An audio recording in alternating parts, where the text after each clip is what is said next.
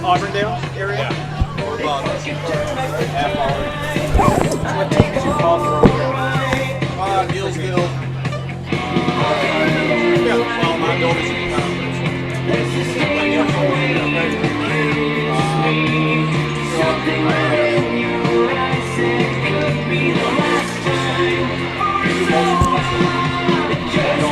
Playoffs, they're not in.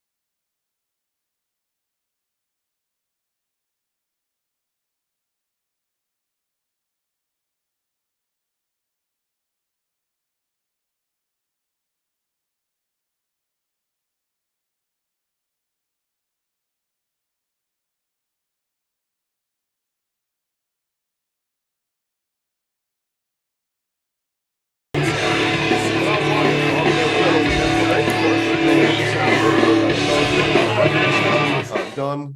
Season number 2 is underway, and you're on to level 2 after win against Fall Creek last week. What was the message to your guys during practice this week as each level of the playoffs go on, the intensity increases, the difficulty increases? What was your message to the guys at practice?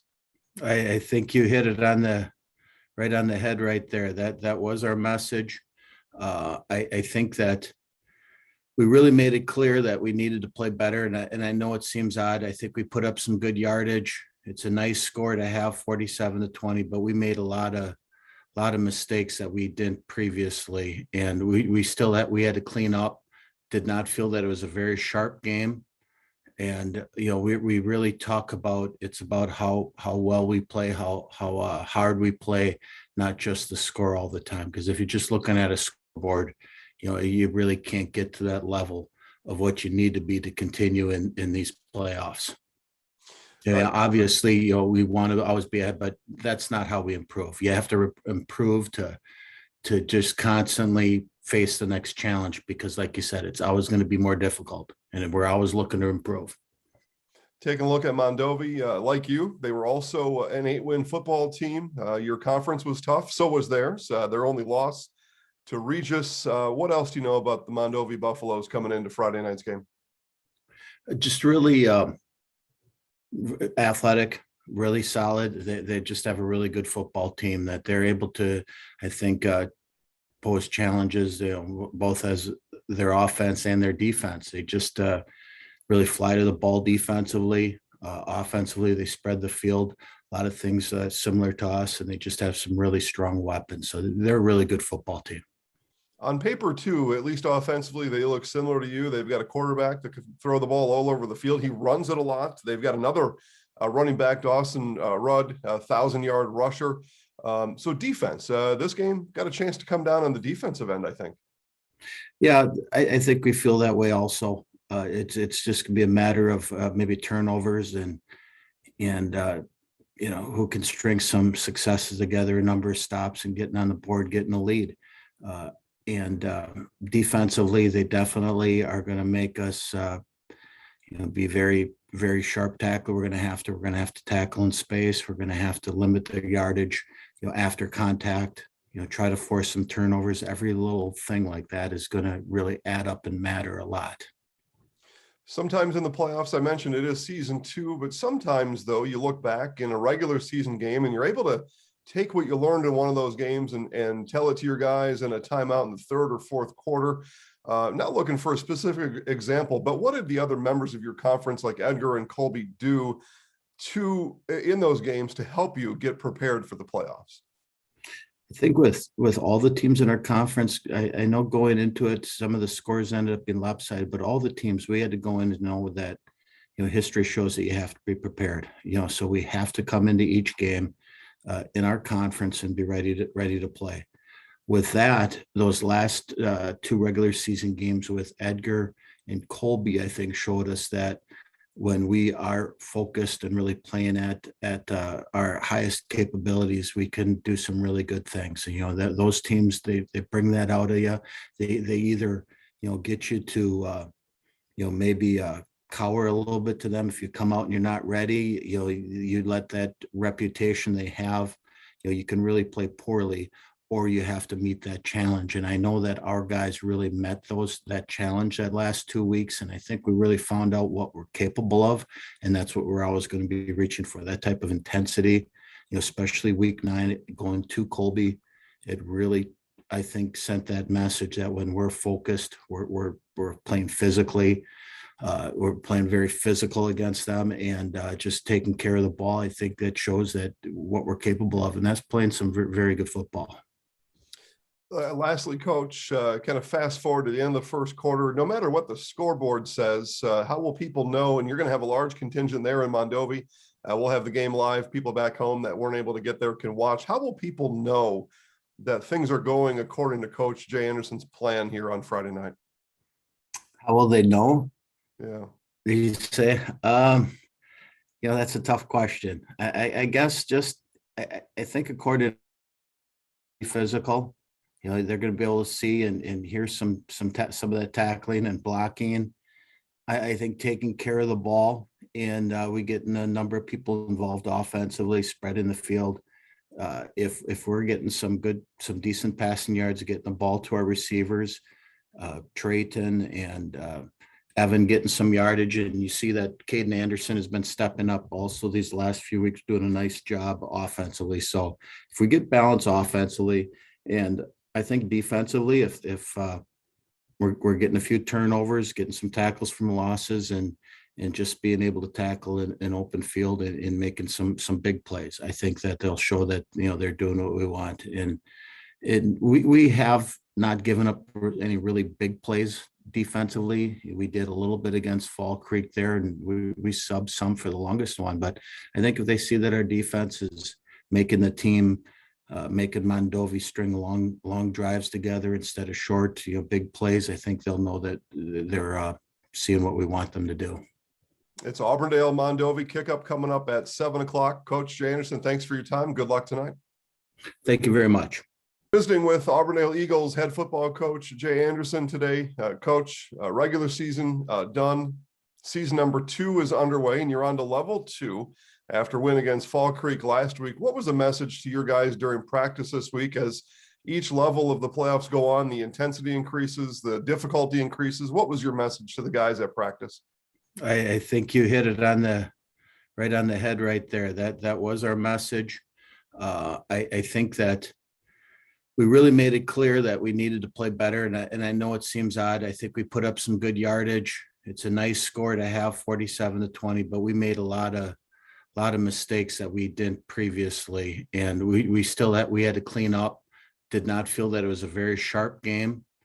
And, we really talk about, it's about how well we play, how hard we play, not just the score all the time. Because if you're just looking at a scoreboard, you really can't get to that level of what you need to be to continue in these playoffs.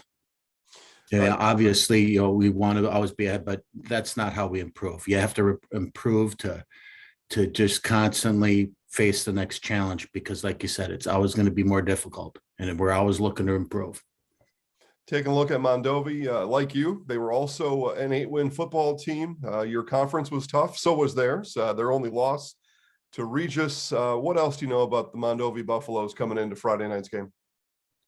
Just really athletic, really solid. They just have a really good football team that they're able to, I think, pose challenges, both as their offense and their defense. They just really fly to the ball defensively. Offensively, they spread the field.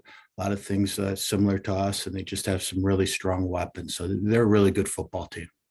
On paper, too, at least offensively, they look similar to you. They've got a quarterback that can throw the ball all over the field. He runs it a lot. They've got another running back, Dawson Rudd, 1,000-yard rusher. So defense, this game got a chance to come down on the defensive end, I think. Yeah, I think we feel that way also. It's just gonna be a matter of maybe turnovers and who can string some successes together, a number of stops, and getting on the board, getting a lead. And defensively, they definitely are going to make us, be very, very sharp tackle. We're going to have to tackle in space. We're going to have to limit their yardage, after contact. Try to force some turnovers. Every little thing like that is going to really add up and matter a lot. Sometimes in the playoffs, I mentioned it is season 2, but sometimes, though, you look back in a regular season game and you're able to take what you learned in one of those games and tell it to your guys in a timeout in the 3rd or 4th quarter. Not looking for a specific example, but what did the other members of your conference, like Edgar and Colby, do in those games to help you get prepared for the playoffs? I think with all the teams in our conference, I know going into it, some of the scores ended up being lopsided, but all the teams, we had to go in and know that, history shows that you have to be prepared, so we have to come into each game in our conference and be ready to play. With that, those last 2 regular season games with Edgar and Colby, I think, showed us that when we are focused and really playing at our highest capabilities, we can do some really good things. Those teams, they bring that out of you.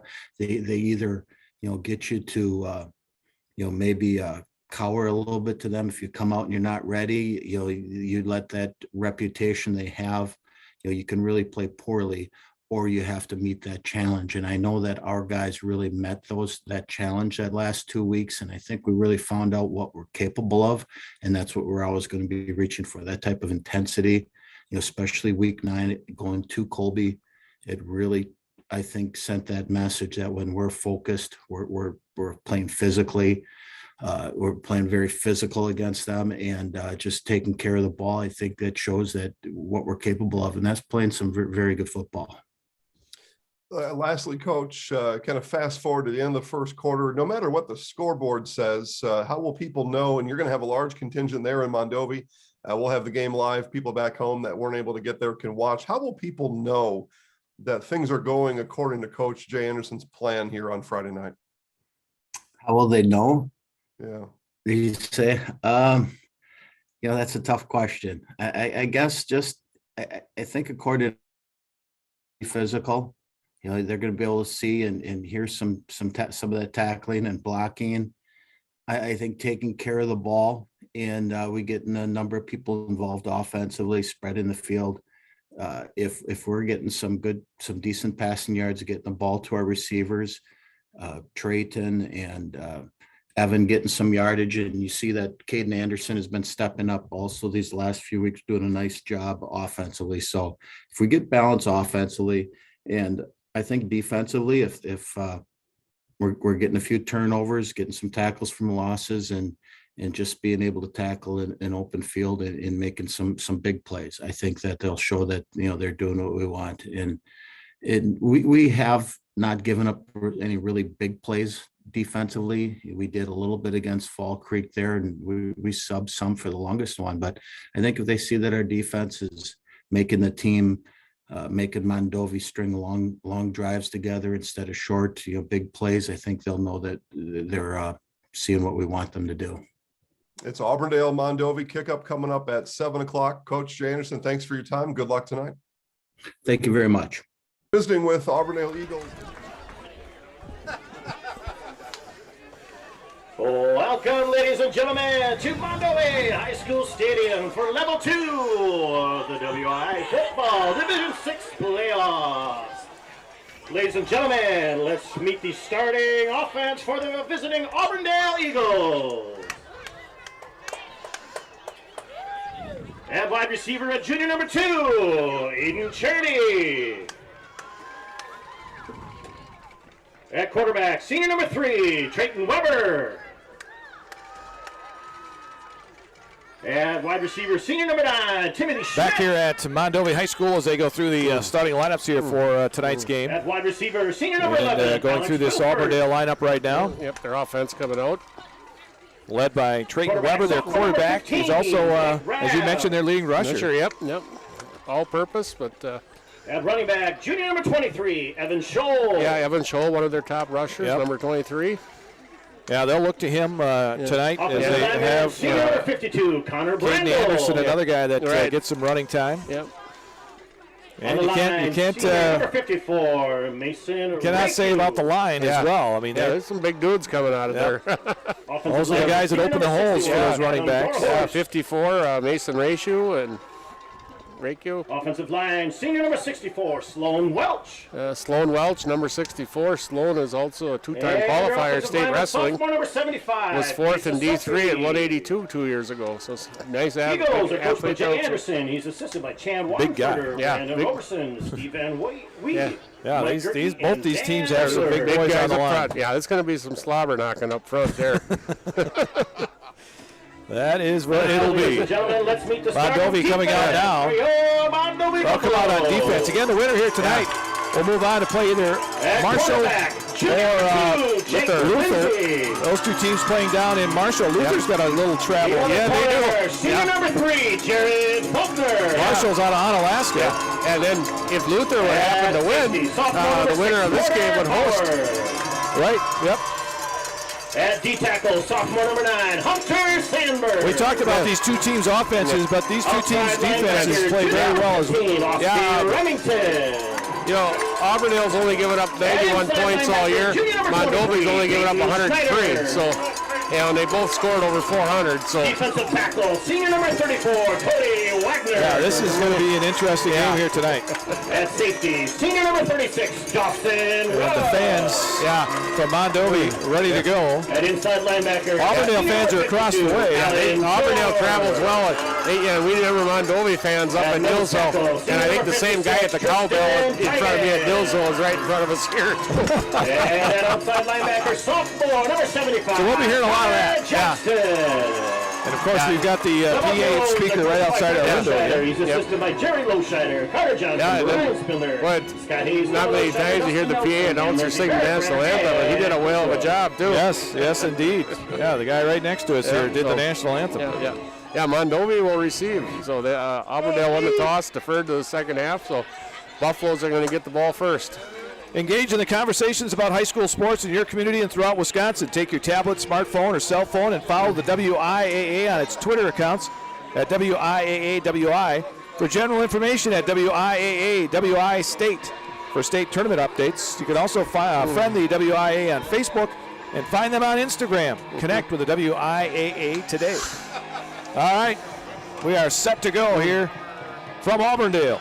Or from Mondovi. Yeah. Auburndale's going to kick off. Yeah, Auburndale's here too. Auburndale's here too, though. Yes. I was just going to say they're going to kick off. So Mondovi. George back in for the Buffaloes. Yeah, Rudd and George back.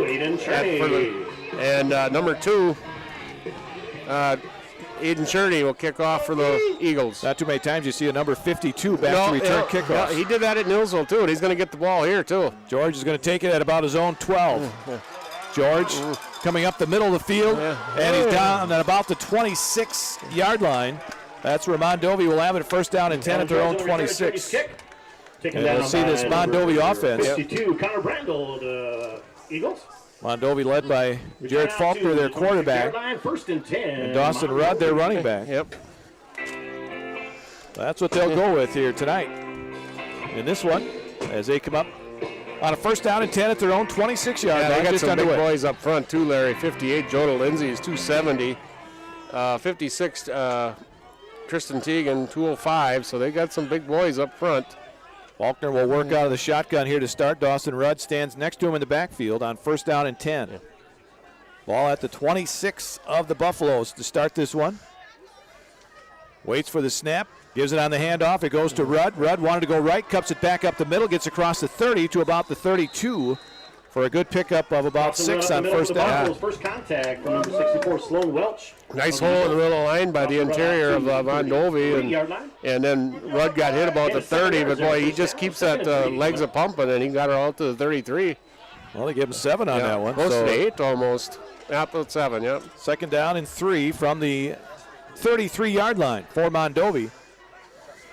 By the way, Welch was in on that tackle for Auburndale in the last play. This is Faulkner. Faulkner keeps it himself up to about the 40-yard line for a first down. Yeah. Tackled by number 9, Tim Schmidt. Stop made by Schmidt. Right off that left side, though. And ladies and gentlemen, for the first time tonight, little misdirection with Rudd. Fake to Rudd the other way, and Faulkner goes the other way. And first down. Nice 2 running plays to start off. Get it moving off 14 yards already. So up to the 40-yard line, first down and 10 for the Buffaloes. Faulkner stays in that shotgun. He'll have a receiver off to the right in Lindsay. Give it on the handoff to Rudd. Rudd kind of waited and then went up the middle and gets to about the 46-yard line. Really nice patient. You know, the hole wasn't there initially, and he waited for that hole to open up, and then he hit it hard and got 6 out of it. Dawson ran up the middle. So a second down and 4 coming here for Mondovi. A short 4. Run out to the 46-yard line. As the ball is across the 46. 10:35 10:35 to go here in the first quarter, no score. Yeah, through the first 3 plays here, it looks like the Mondovi offensive line is handling the defensive line of Auburndale. Faulkner waits for the snap in the shotgun. Takes it, keeps it himself around this near side, and gets to about the 49. It's a yellow fly right there, right? And that's going to be right in the middle of a holding penalty, Larry. String by number 15, but we have flags right at the line of square. Blake Robb was there to make the stop, but we're going to get a hold against Mondovi. Yeah, somebody, and that was pretty far away from the play, too, because that was right in the middle of the line. And Faulkner had a nice, he was going to get the first down, but Now they're going to be back about the 40-yard line and 39-yard line, so now it's going to be 2nd and 11. So we're going to have 2nd and 11. So 2nd down and 11 back to the 39 of Mondovi after the penalty. 10-15 and counting. First quarter, no score. Mondovi with the opening drive. Auburndale plays a lot of people right up there in the box, so pretty soon you're going to probably see some play action out of Faulkner. Rudd's going to take the snap. Oh, yep. He's going to keep it himself. They have Faulkner as receiver to the right. And Rudd still going across the 45. Larry, he was stopped at the 42-yard line, I swear. He just kept those legs coming, and he got 6 yards out of that. Well, he got 8 yards. 8 yards up. That's a gain of 8 yards on that play. So you go from a 2nd and 11 all the way to a 3rd and 3. And you thought he should have been stopped probably inside the 45-yard line, but he had a number of white shirts on him, but he kept his legs going. The line looked like defensive line looked like they won over the offensive line of Mondovi, but Rudd is just so strong. Oh, now Faulkner comes out. Comes to the line, comes to the sideline. Yeah. And they have number 10 is in the game. Braden Larson. Yeah. And now we get a timeout. All right, ladies and gentlemen, we're going to have a timeout. Coach Loscheider did not like that look, I don't think so. So a 3rd down and 3 coming for Mondovi. Call the pros at Hopped Well Drilling for all your water needs. Hopped Well Drilling is a 4th-generation company, homegrown right here in central Wisconsin. Farm, home, industrial, and irrigation, call the pros at Hopped Well Drilling for a free estimate. Find affordable haircuts for kids, women, and men at Kring's Cuts Salon. Highlights, perms, and more make Kring's Cuts Salon the easy choice. Special occasion right around the corner? Get your appointment today at Kring's Cuts Salon, located in Blanker, right next to Sweats BP off of Highway 10. Dorhorst Wood Recycling of Auburndale is a proud supporter of all Eagles athletics. Dorhorst Wood Recycling has you covered for colorful landscape mulch, animal bedding, and boiler fuel. Check out Dorhorst Wood Recycling on Facebook for contact information. Call the pros at Hopped Well Drilling.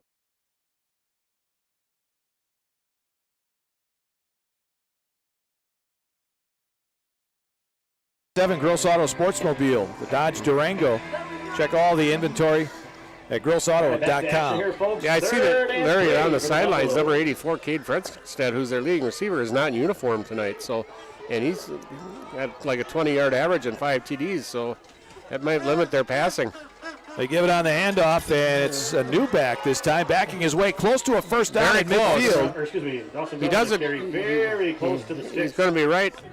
Well, it was Rudd, okay. Yeah, it was Rudd. We're going to give credit to... And he's going to be a tad short, I think. Yep, to be just a little short. On that play.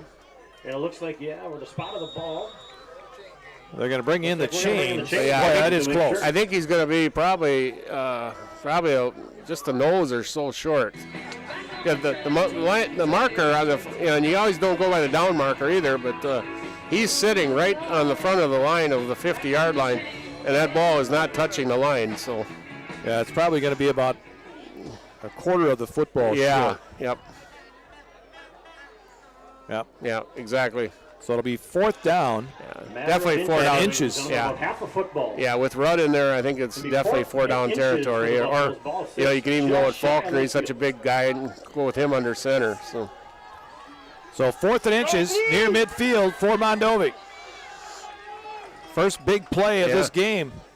Yeah, defensively for Auburndale. Momentum could swing either way on this play. All right, they got everything set to go. Faulkner's out of the shotgun on 4th and inches. He takes the hand, snap, and then his second effort gets him a 1st down. He was hit behind the line of scrimmage and was able to get forward for the 1st down. Probably should have been stopped back at the 47, 48-yard line. So strong, he just kept moving ahead and got a nice, about a little more than 2-yard gain. Wilford in on the stop, but not before he gets a 1st down at the 48 of Auburndale. Yeah, Auburndale did not wrap it. They had him wrapped up, but boy, he just kept those legs pumping. And 1st down for Mondovi at the Auburndale 48. Mondovi's already eaten up 4 minutes in this quarter already. So. Yeah, 8:17 to go in the first. Here's Faulkner out of the shotgun. Gives it on the handoff to Rudd. Rudd finds a hole up the middle and gets inside the 45 down to the 41. Dawson Rudd on the carry for the Buffaloes. Stop made that time by number 62, Jarvell Owens. Rudd out to the 41-yard line. It'll be second down at about 3. 7-yard gain there on first down. 2nd and 3 come up. So a lot of 7-yard gains for this Mondovi team. Yeah, just about it. They've had a couple of 3 yards, but everything else has been 7, 7, 6, 8, now 7. So, and they've run 7 plays so far in this drive. Second down and 3 from the Auburndale 41. Rudd is the person who takes the snap, gives it on the handoff, and spinning his way is Peyton Snyder to a first down at the 35. Taken down by Caden Anderson. Picks up of the 6. Eagles. Schneider gets the ball to the Eagle 35. Snyder's got another Buffalo. Snyder's had some carries this year. Yep. First and 10. So first down from for 35. Mondovi as they continue to move down the field here against this Auburndale defense at the 35 of the Eagles. First down and 10. Snyder only a junior, so again it's Rudd. Rudd with Faulkner flank to the left. He'll take the snap, fake the inside handoff, keep it himself around the right side. And they got a little gang tackling going there. So Dawson Rudd out of the Wildcat that time. yeah, Welch was there and along with Weber. Of the Eagles. And Evan Scholl was also in there on the stop. That's a Pickup of 2 that time for Rudd. 2nd and 8. They'll bring up a second down and 8 from the Auburndale 33-yard line. 6:40 and counting, first quarter. Mondovi taking the opening kickoff down the field. Running time off the clock. Yeah. Again, Rudd in that shotgun. Gives it on the handoff to Snyder. Snyder puts his head down and then gets driven back. He got to about the 30 and then got pushed about 3 yards back. Buffalo ball carrier. Double team tackle that time from Sloan Welch. Picks up 3. Of the Eagles. Welch in on the stop again, but I called his name a lot so far. Yeah, he's dominant up front so far. Big kid, went about 195. Strong, too. Third down and 5 coming here for Mondovi from the Auburndale 30. 6 minutes to go here in the first quarter. Yeah, on the year, Larry, he's their leading tackler, 108 tackles, and he's also intercepted a pass this year. So he's averaging about 10 tackles a game. I believe that. Yeah. Now Faulkner works out of the shotgun, and we get another timeout. And another timeout. Second one called here by Mondovi. Yep. 5:44 to go in this first quarter. We got 5:44 left to go here in the first. Little Scoreless. Sprouts is now open in Rudolph with the same great child care you know about in Auburndale. Here's Brooke Sievers to tell us about it. The community here in Rudolph has been extremely welcoming, and we're excited to serve here just like we do up in Auburndale. Part of the process is to help out the school districts and to help the children their 4K children to stay close and get services right here. We serve here in Rudolph 1-year-olds up until 12-year-olds, and up in Auburndale we serve 6 weeks old until 12-year-olds. Our Auburndale pea pods, wiggle worms, busy bees, and fireflies welcome the Rudolph sweet potatoes, lovely ladybugs, and beautiful butterflies. Contact Little Sprouts Learning Garden on Facebook today.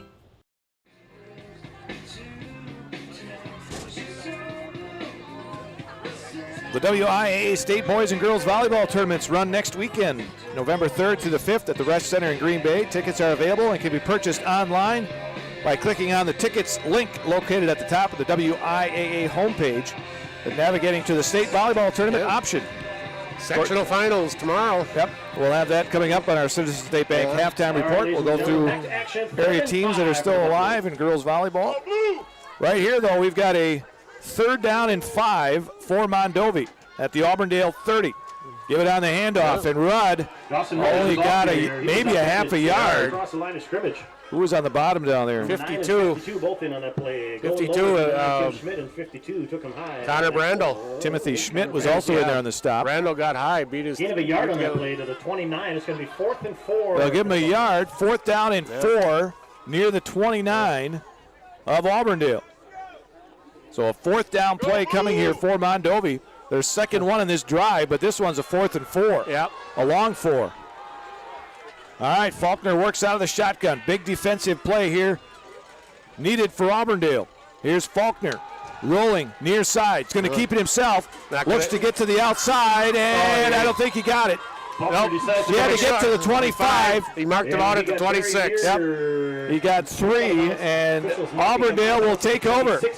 So a long drive there by Mondovi is stalled after almost 7 minutes. Needed 4 and he got 3. So, ladies and gentlemen, they were 2 seconds short of 7 minutes on that drive. 12 plays, 48 yards, 6 minutes and 58 seconds, and on downs, they're down. So Auburndale will take over offensively, and we'll see them for the first time on offense here tonight. And they'll have the quarterback, Trayton Weber is their quarterback. Weber waits. He works out of the shotgun as well. Man in motion. Give it on the handoff. Fumble. And Mondovi says they have it. That's not what Auburndale wanted to do on the first play from scrimmage. No signal yet from the referee. No signal yet from the official. Now, And he signals it to Mondovi. The handoff never really made it. No, kind of a misdirection play. And, I don't think nobody ever got the handoff and hit the ground. Now they're starting at their own at the 24-yard line. So first down for Mondovi From the Eagle 24-yard at the 24-yard line of Auburndale. So one offensive play for the Eagles, and they fumble. They have it 1st and 10 at the Auburndale 24, do Mondovi, and they'll go with Rudd out of the shotgun. Faulkner split to the left. Rudd waits for the snap, fakes the handoff, wants to pass, and does to Faulkner, who makes the catch inside the 20 at the 17. Picks up 7 on the pass play. Rudd, the little lefty there. Yeah. He made Faulkner go to the ground to make that catch. Yeah, you never know, Larry. Second and 3 coming up. You have such a game that looks close on paper. You don't know if it's going to be a special teams play or a turnover or whatever, what makes a difference in a game. But that turnover might be something that we look back on. It might be the big play of this game. Pickup of 7, 2nd and 3. Again, Rudd works out of the shotgun. Snyder goes in motion to the left. Waits for the snap. Rudd's going to keep it himself, go right up the middle, bounces to the right, and then gets to about the 15. Gets across the 15. So it's going to be about a yard short, maybe less than a yard. Dorhorst on the tackle, Adam Dorhorst. So 3rd and less than a yard as the ball is just inside the 15. 3:51 to go here in the first quarter. Scoreless, but Mondovi looking to take advantage of an Auburndale turnover. Really playing a lot of with Faulkner split out there, and Rudd at quarterback. Dawson Rudd waits for the snap in the shotgun formation. Snyder in motion again to the left. Still waiting. Now Rudd takes the snap. Quick throw to the sideline and overshoots Faulkner this time. Had him down there, looked like a little screen play as he threw it down the line. A little bubble screen, but he overshot him. This reminds you a lot last year when Durand lost their starting quarterback and they ran Simon Bauer out of this position a lot, and it worked the last year for them. So, 3:28, clock stops here in the first. Scoreless in Mondovi, level 2 Division 6 playoff now football. On this play, you almost got to look at either Rudd or Faulkner carrying the ball into the line. You only need about a foot. But 4th down. Yeah. Once again for Mondovi. Rudd's going to work out of the shotgun. And 2 receivers to the left. Another timeout for Mondovi. Their final timeout. To expire. So Wilshire has to take another timeout, ladies and gentlemen. 3rd one for the Buffaloes. Took all their timeouts here in the first quarter. Yeah, so no timeouts left for Mondovi. After All Incorporated is proud to support this broadcast and all area student athletes. After All is your only call for agricultural waste handling, septic tank pumping, portable restroom rentals, and much more. After All has been serving Central Wisconsin since 1995 and can be your work home by calling 715-569-3868. Sweats Oil of Blenker has been in operation since 1923. Of course, Sweats Oil will help you with your fuel needs. Sweats Oil Country Corner Mart is also your drink, snack, grocery, and food fill-up spot. Conveniently located on County Road F, just a few feet south of Highway 10 in Blenker. Make Sweats Country Corner Mart your next travel stop choice. 6 tonight, so we'll see what happens. And according to Gene, of course, a lot relies on Femmel, the quarterback for Marshfield. He runs and he runs the ball well, and on nights that he throws the ball well, they usually win. So. All right, 3:20 to go here in the first. 4th down and less than a yard for Mondovi. Now they've got Faulkner behind center now, so he's in the shotgun on 4th and less than a yard.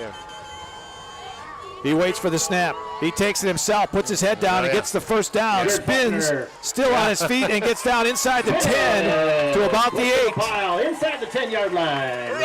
Picks up 6. Another one, another tough, got hit early. That yard marker's going to move. Just kept moving. We got a Buffalo. Wilford in on the stop. One of the guys on the bottom of that stack. First and goal, Buffaloes. Ball sits on the. And it's a first down for Mondovi, their 4th here in this first quarter. Go Blue! Faulkner waits for the snap out of the shotgun, gives it on the handoff to Rudd. Rudd off right guard and gets to about the 4. Shifting his way. He's inside. Picks up 4 more, and Rudd up to 39 yards on 9 carries here in the first quarter. Whoever's sitting in that car in the north end zone, your yellow lights need to get shut off. Auburndale had one. If you can hear me, if you can listen to the live broadcast, shut your lights off. One play here in this game. Yep. And they fumbled it. Yeah. 6-second possession. Yep. And that's what Mondovi is taking advantage of right now. As Faulkner puts his head down, touchdown. Jared Faulkner in from 4 yards out for the touchdown. And Mondovi takes advantage of that turnover and scores. And they take the early lead here with 2:25 to go in the first quarter.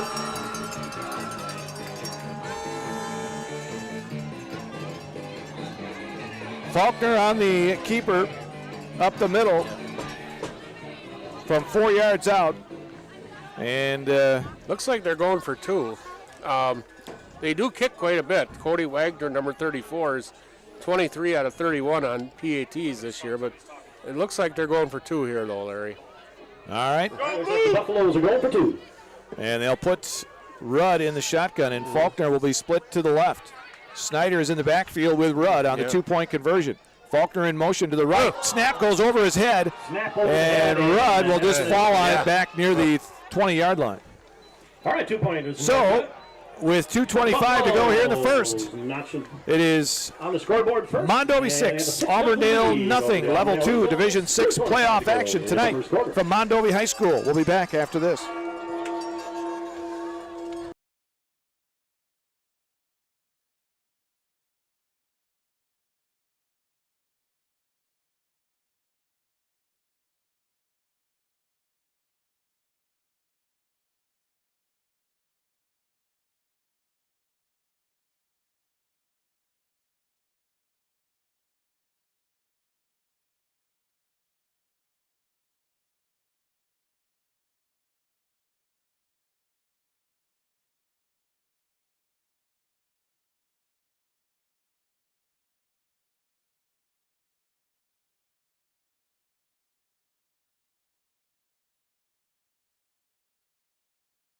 Powered by the 92.7 Gross Auto Sportsmobile.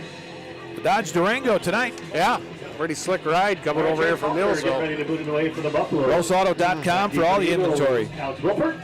At Gross Auto. That was 6 plays, 24 yards, Larry, 2 minutes and 31 seconds. Of course, following the mishandled handoff by the Eagles and recovered by the Buffaloes. Faulkner with the kickoff. I think they have somebody offside there. All right, flag on the kickoff. I think we got a Buffalo. So he's going to have to kick that off from the 35 then. So.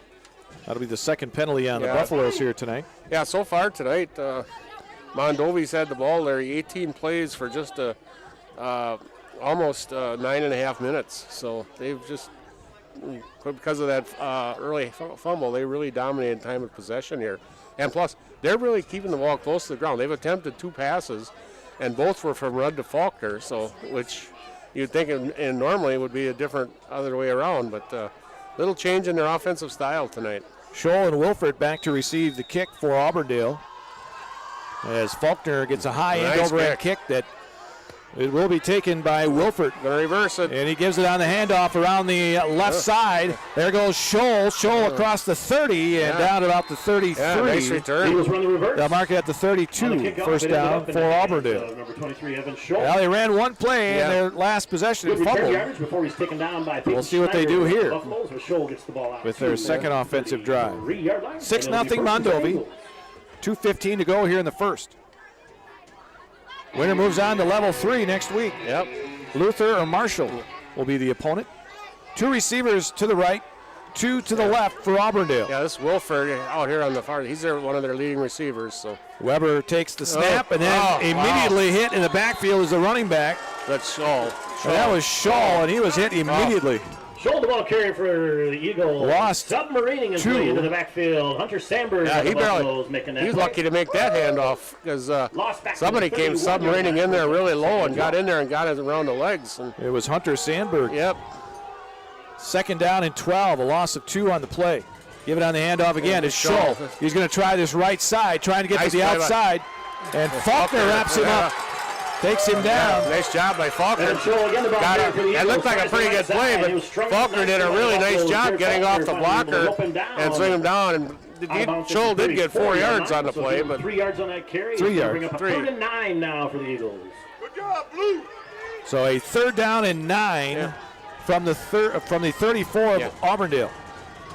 Yeah, you got Blake Robb on one side, Wilford on the other, and then a couple of slot receivers. And fake the handoff. Weber lost the handle on the ball, and he'll have to fall on it back at the 20-yard line. That was Snyder, number 23, came flying in there, and he basically just knocked it out of Weber's hands.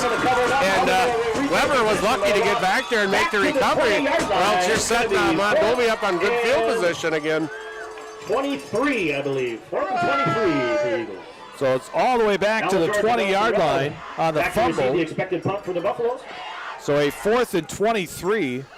Rudd and George are back to receive the punt coming from Auburndale. Wilford is the punter. That's Wilford is the punter. And he's got about a 38-yard average, Larry.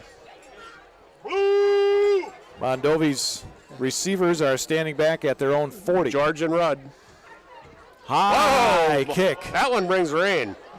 Rudd and George, they let it go, and Rudd retrieves it all the way back inside the 30-yard line. Wow, what balance. Coming near side, Rudd still on his feet, 35, 40, 45, and all the way down to the 47-yard line of Auburndale. Holy cow.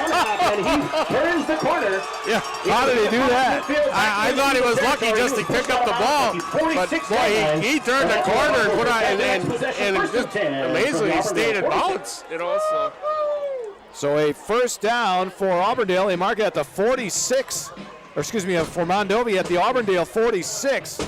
He retrieved that ball way back inside the 15 after it went past them on the. It hit the ground and then took a nice Auburndale roll. Yeah, it went through George's hands, and we have no idea if George touched it. I don't think he did. I don't think so either, but So Mondovi with a 1st down at the Auburndale 46, leading 6-0 with 7 seconds to go here in the 1st quarter. Faulkner will work out of the shotgun. Rudd is a receiver now. Yeah. As is Faulkner's Lindsey off to the field over there. Lindsey's off to the right side. 1st and 10, Mondovi. Faulkner waits for the snap. Now in motion goes Rudd from left to right. A little jet He will fake the handoff to him. Faulkner keeps it to the 41 of Auburndale.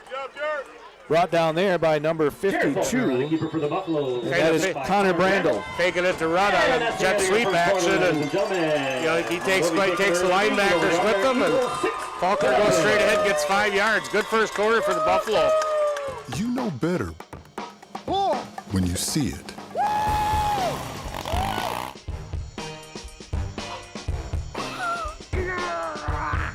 right, 1, 2, 3.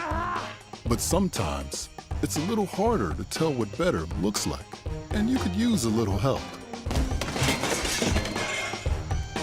Thanks, Mom. Security Health Plan. Everything you need in a health plan. Everything you'd expect from a good neighbor. Nasonville Dairy, family owned and operated, bringing you fresh cheese curds made daily, along with many other varieties of Wisconsin-made cheeses and treats. Don't forget to check out our cheese and sausage trays for your upcoming parties and cheese and sausage gift packages for the holiday season or any other special occasion. Nasonville Dairy, located just southwest of Marshfield on U.S. Highway 10, NasonvilleDairy.com. Put safety first by taking the 2 most important actions to prevent or survive a crash. Use your seatbelt on every trip and put down the phone when driving. Buckle up and phone down on every trip, every time.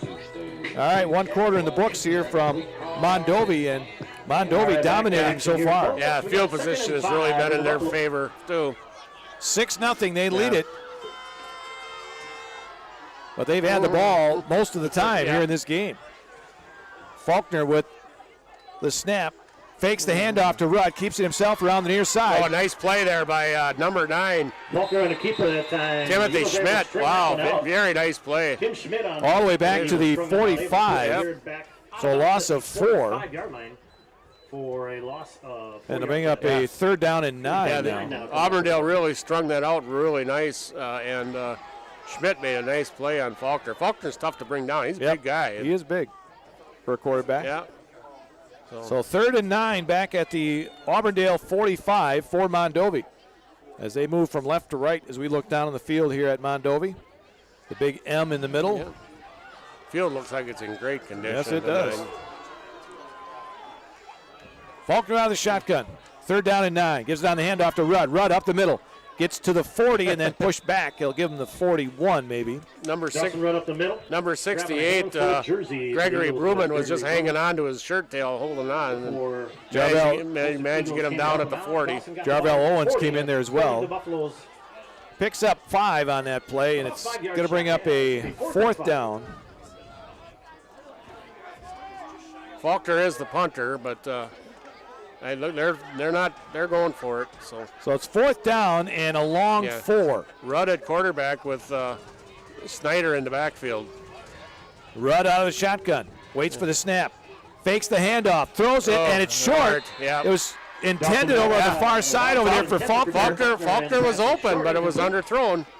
So Auburndale holds on downs, and they'll take over on downs now. and despite the sizable advantage with time of possession, it's still only 6-0. Right. So Auburndale will get their 3rd crack at it here in this first half. They haven't done much yet offensively, so let's see what they can do here. Weber brings them to the line of scrimmage. He'll work out of the shotgun with Scholl in the backfield. 2 receivers to either side. Auburndale in the white uniforms with the blue lettering. Weber wants to keep it himself, looks to go to the outside, dives forward.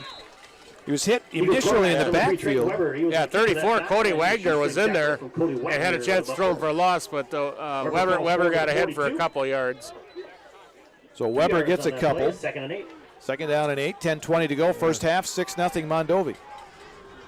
Ball at the 42 of the Eagles. Yeah, you got Cherney and Robb to this side. 3 to the right. Yep. Give it on the handoff to Scholl. He tries to find an opening, and there's nothing there. I'll tell you what, number 52, George, and number 75, Connor Johnston really busted right in there. And before Alan George and Connor Johnston both in on that play for the Buffalo. And threw him for about a yard loss. Loss of a yard on the play. So 3rd and 9 at the 41 of Auburndale. Can't get anything going forward. No. Yeah, running game is nil. Weber out of the shotgun. Probably see a pass here. 3rd down and 9. He wants to throw. Has time. Fires it up over the middle, and it's incomplete. Intended up there for Cherney. Yeah, I tell you what, Snyder, number 23, was bearing down him. I think he made him throw that a couple of counts early because there really wasn't anybody in the general direction, really. So it makes it a 4th down and 9. So you're going to see another punt here, I would think. So another 3 and out for Auburndale. Yeah, so far they've dropping into punting formation. I have them for a minus 14 yards so far. So 4th and 9 from their own 41. Rudd and George back to receive the punt from Wilford. Wilford waits for the snap from center. Good snap from center. And Wilford gets off another high kick. High kick. Lands at the 15 and then rolls. Did they stop it? It looks like they might have, and they did. About the couple of guys dove into the end zone to knock it back, and they did at the 2-yard line. Number 2, Cherney was down there. Able to keep it out, and I think he's the guy that kind of threw it back. And at about the 2 they're going to be at the, That's going to be 1st and 10 Buffalo. Rudd watched the ball roll, and he hoped it was going to go in the end zone. Yeah, he and George just kind of looked at it, and nobody really took charge. And And the ball is down by Auburndale at the Mondovi 2-yard line, so that's where the Buffaloes will go at their own 2. 9:17 to go here in the half, 6-0 in favor of Mondovi, but they have 98 yards to go this time. Faulkner out of the shotgun. Rudd standing next to him in the backfield. He'll take the handoff. Rudd up the middle, and not much there this time. I see big number 61, Adam Dorhorst, one of the guys in there. Yeah, he ran right into the teeth of that. Mason Raku also in there to make the stop. Pickup of a yard, second down and 9. 3-yard line, that's a gain of a yard on that play, second and 9. I've got Rudd, 11 carries, 45 yards here in the first half. But it seems like on the last couple of times he's carried the ball, they've gotten a much better job of gang tackling him. They found that one person is not going to bring him down. Nope. And their interior line is doing a much better job of getting off the ball. Faulkner out of the shotgun. Second down and 9. Give it on the handoff. Rudd spinning his way, and then he's hit hard as he got into an opening. Dorhorst was there again along with Welch. And nothing there. Yeah. Got to the 3, and that's it. Eagles. First contact came from Mason Raku. Yeah. So it'll be 3rd and 9 with 8:17 to go here in the half. So a 3rd down. Ball remains at the 3-yard line. Auburndale would be good to stop here, and then good field position on the punt. They should get good field position inside your own territory if they can stop this. It's at the 3-yard line. 3rd down and 9 for Mondovi. 3 receivers to the left. They have to hurry. Faulkner gets it off, or did he? No, he did not. Yeah, they don't have a timeout to call either. Nope. No, they had to hurry. They used all their timeouts. And so they'll be back to the 1.5-yard line. Nope, excuse me, that false start. It was not delay of game. Yeah, okay. Originally it was a delay of game, but it was a false start against the Buffalo. Yeah, the flag came out of the referee's pocket. So. Yeah, the guy down here was still moving his arm. He was counting. That's going to be half the distance to the goal. But it was close to being a delay game. So at the 1.5-yard line. 3rd down and 11. Faulkner out of the shotgun. He wants to throw. No, he's going to keep it himself around this near side. He's got one man to beat, and a nice open field tackle made over there by Trayton Weber. Tries to turn the corner, but Trayton Weber was there to trip him up. He did get out to the 8-yard line for a pickup of 7. But gives them a little bit of room to punt, but Auburndale should come out of this with outstanding field position. So a little bit of punting room now for the Buffaloes. But still good field position for Auburndale following this punt as Wilford and Scholl go back to receive it. And Evan Scholl. Faulkner, the punter. The punt for Faulkner. Yeah, Faulkner averages about 35 yards a kick, so you would think they're going to get the ball.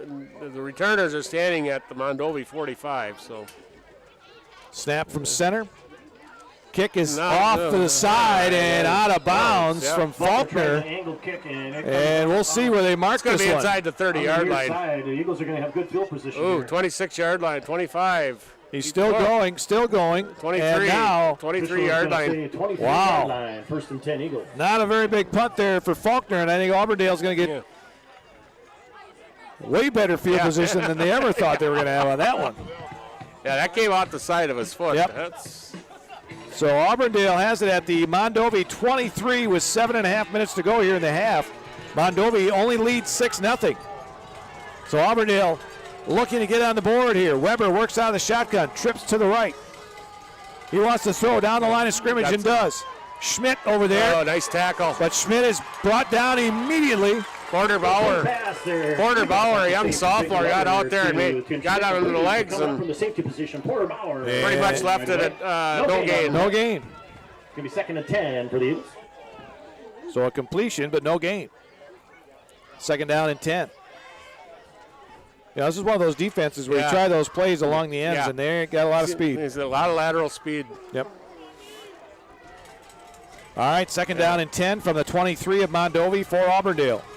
Weber out of the shotgun. A couple of backs behind him, or next to him. There. They give it on the handoff to Scholl. Scholl tries the outside and gets inside the 20 to about the 19. Evan Scholl, your ball carrier. A little crossbuck action there. Fake to the right and came back to the left and picks up about 5 on that play. You know, best running play of the night for the Eagles. So it'll bring up a 3rd and a long 5. Down to the 18-yard line. We're going to call it 3rd and 5. Come up. 6:23 and counting, first half. We're rolling right along here in this first half. Yeah, she's moving pretty good. 6-0 Mondovi. Two receivers to the right, two to the left. Weber out of the shotgun. Scholl standing next to him in the backfield. Gets the snap. Weber wants to move up the field and tripped up by number 9 once again. Keeper for the Eagles. And that's Sandberg. Yeah, he dived right through there. In there again for the Buffaloes. Trips him up. He got a yard, and it'll be 4th and 4. It's going to be 4th and 4 now coming up. Well, it looks like Auburndale has some running room, and it's just immediately shot down. Linebackers and the safeties for Mondovi are extremely quick to the ball. So at the 17, 4th down and 4, Auburndale going for it. Weber out of the shotgun, looks over the Buffalo defense, takes the snap, wants to throw, throws it on the far side, incomplete. That's a pass interference. Yeah. Wilford was the intended receiver, Faulkner on the coverage. Yeah, and he was holding him before the pass was even let go. So this will be pass interference. Spot foul, I believe.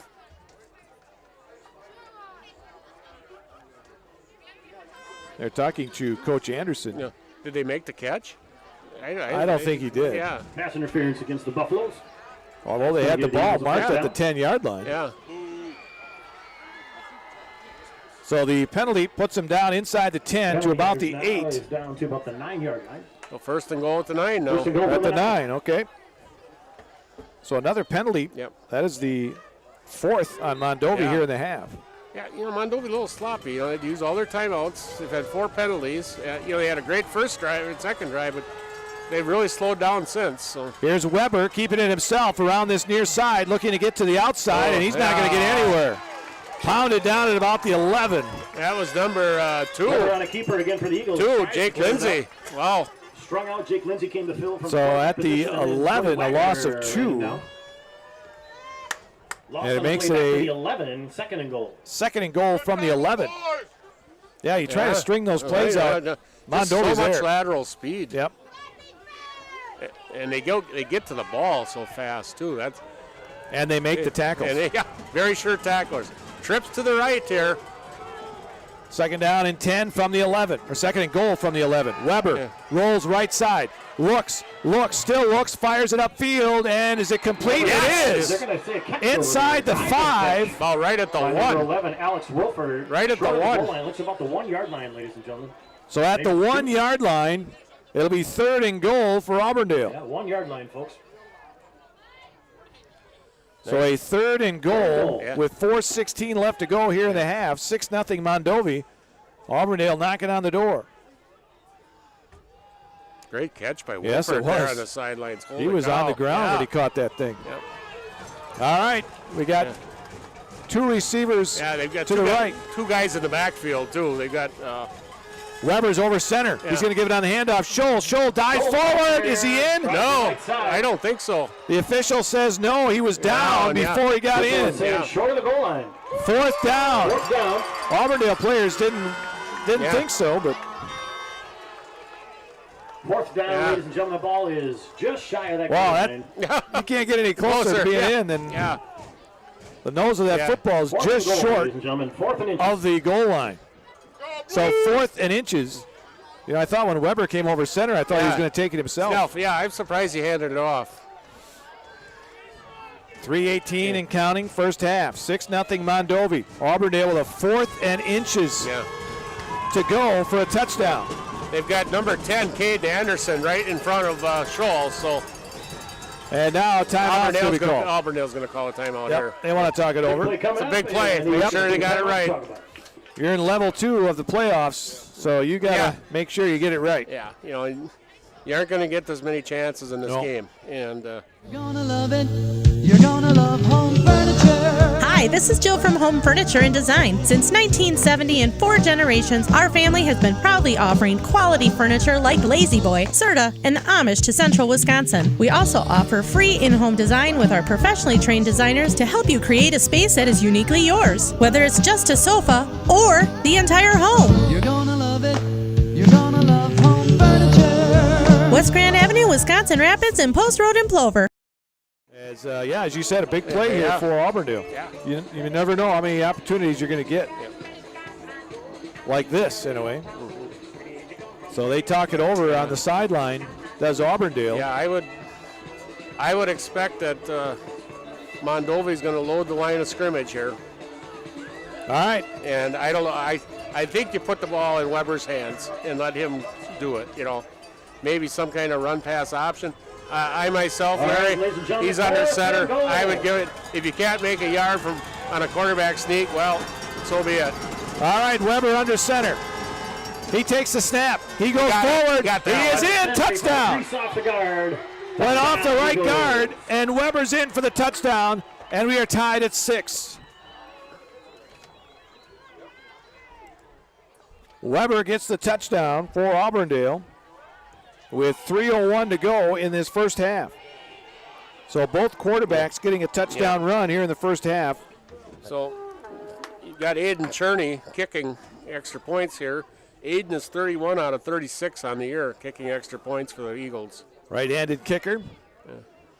It's down, the snap on the way, the kick is on the way, and the kick is good. He got it through there. It was a low kick. Through there. So the Eagles. So Auburndale lead now 7-6. Comes down the field after the shank punt by Faulkner, and they have a short drive, and they take advantage of it and lead 7-6 with 3:01. Winter's coming fast, which means it's time to hit the trails. Bill's Service Center has all things you need to stay warm and dry on the trails this winter. With a full selection of jackets, bibs, helmets, boots, casual wear. And don't forget that Bill's is your chainsaw safety gear headquarters. Bill's Service Center is your one-stop connection for all your cold weather riding gear. Don't freeze your jingle bells off. Get your cold weather riding gear at Bill's Service Center. Bill's Service Center, where the adventure begins. And took advantage of it. Well, so far, you're talking about special teams. Yeah. The punting of Wilford has really helped Auburndale. Yeah, that great special teams play set that up. Right. Number 2, Cherney getting down there and keep getting that ball down at about the 1 yard line.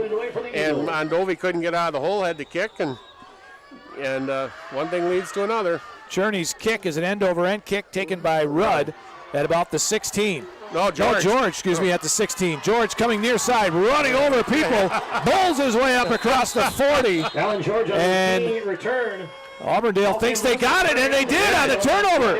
George lost the ball. It was right in front of the Mondovi bench below us, and we didn't see it, but the ball came loose. And Auburndale has it at the Mondovi 46-yard line. There's a lineman, he plays lineman, but he's been back. I always think he's back there for a blocker, and he made a great return there. But so at the 46 of Mondovi, Auburndale gets it right back with 2:52 to go here in the half, leading 7-6. And we talked about Auburndale fumbled. Yeah. Mondovi took advantage of it and scored. Now it's the shoes on the other foot now. So. And then Mondovi shanked the punt. Auburndale scored. Now let's see what Auburndale does with this turnover. Weber, the quarterback, wants to throw. He's going to let it fly down the right sideline, and it's knocked away. Nice play there by number 3. Weber. Faulkner. Covering up Wilford. Had good coverage all the way. Good idea by the Eagles. You got that turnover, take a shot right away. You bet. Pass fluttered a little bit for Weber. So it'll be second down from the Mondovi 46. 7-6 Auburndale, 2:46 to go first half. Level 2 Division 6 playoff football tonight. Winner moves on to level 3 next week. Weber waits for the snap out of the shotgun.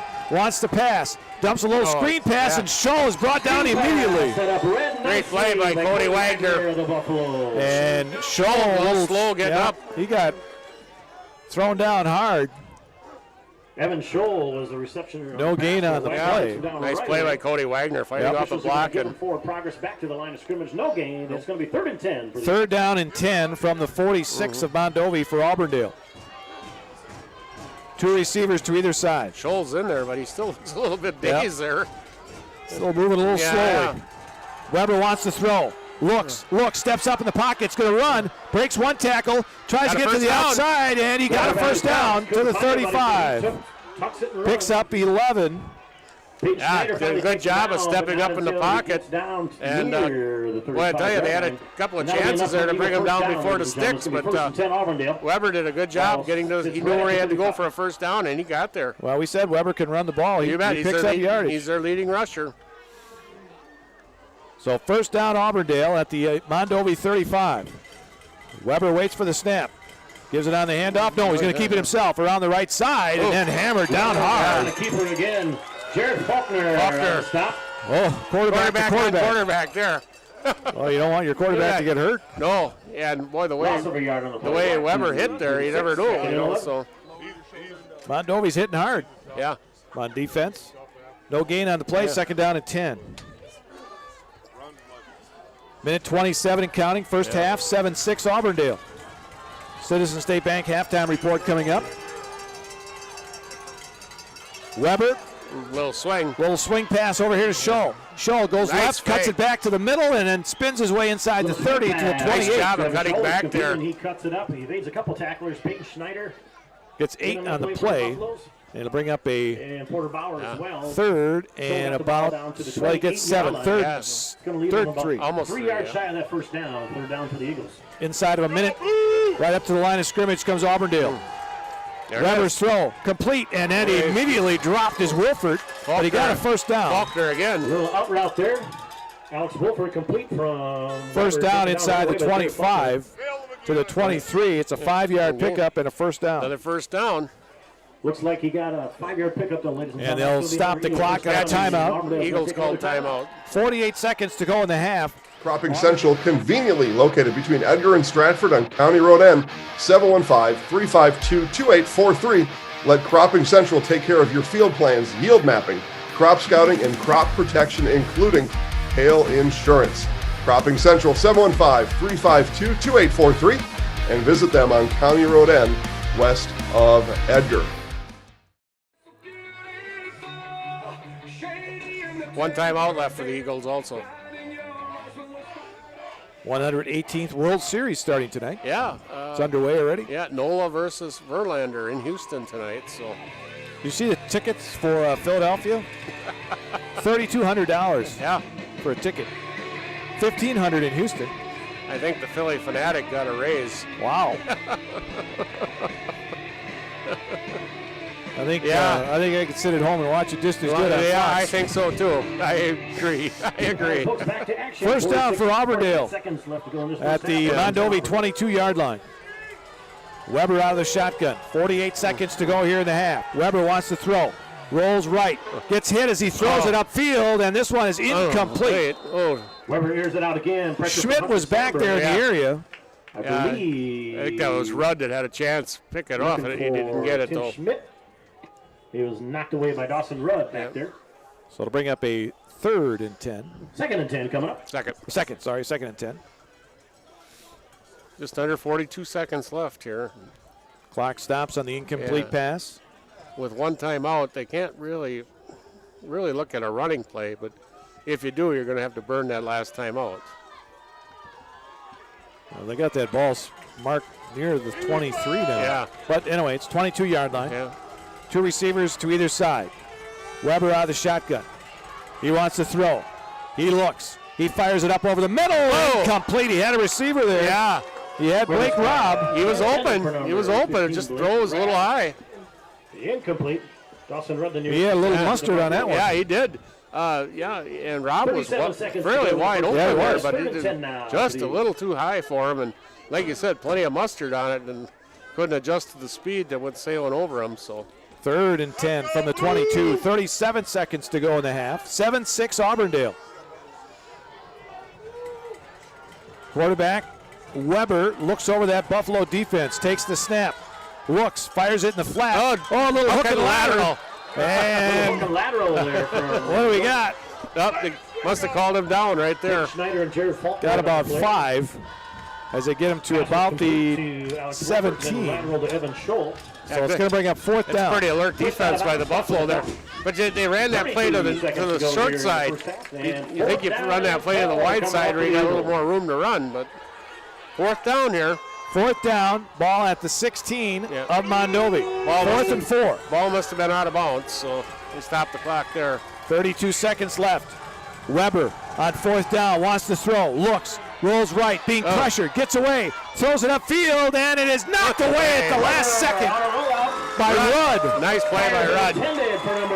Once again, the guy was open, but Rudd really reacted to the ball well on that one. Wilford was there, They will take over 1st and 10 now. but Rudd knocked it away at the last second. Just 25 seconds left here in this first half. And Mondovi takes over at their own 16, trailing 7-6 with 25 seconds left. And again, Mondovi with no timeouts.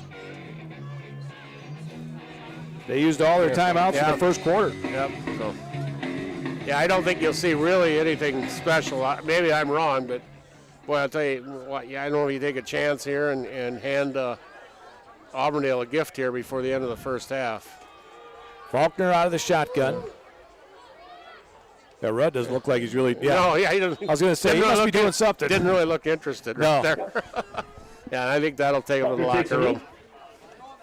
So Faulkner takes a knee out of the shotgun, so he ends up losing 5 yards. And ladies and gentlemen, it looks like that's going to be your first half. Hard fought first half. So they'll take it into the locker room. Wow. Yeah, everything we had we advertised. knew it was going to be a nail biter, and we've got one.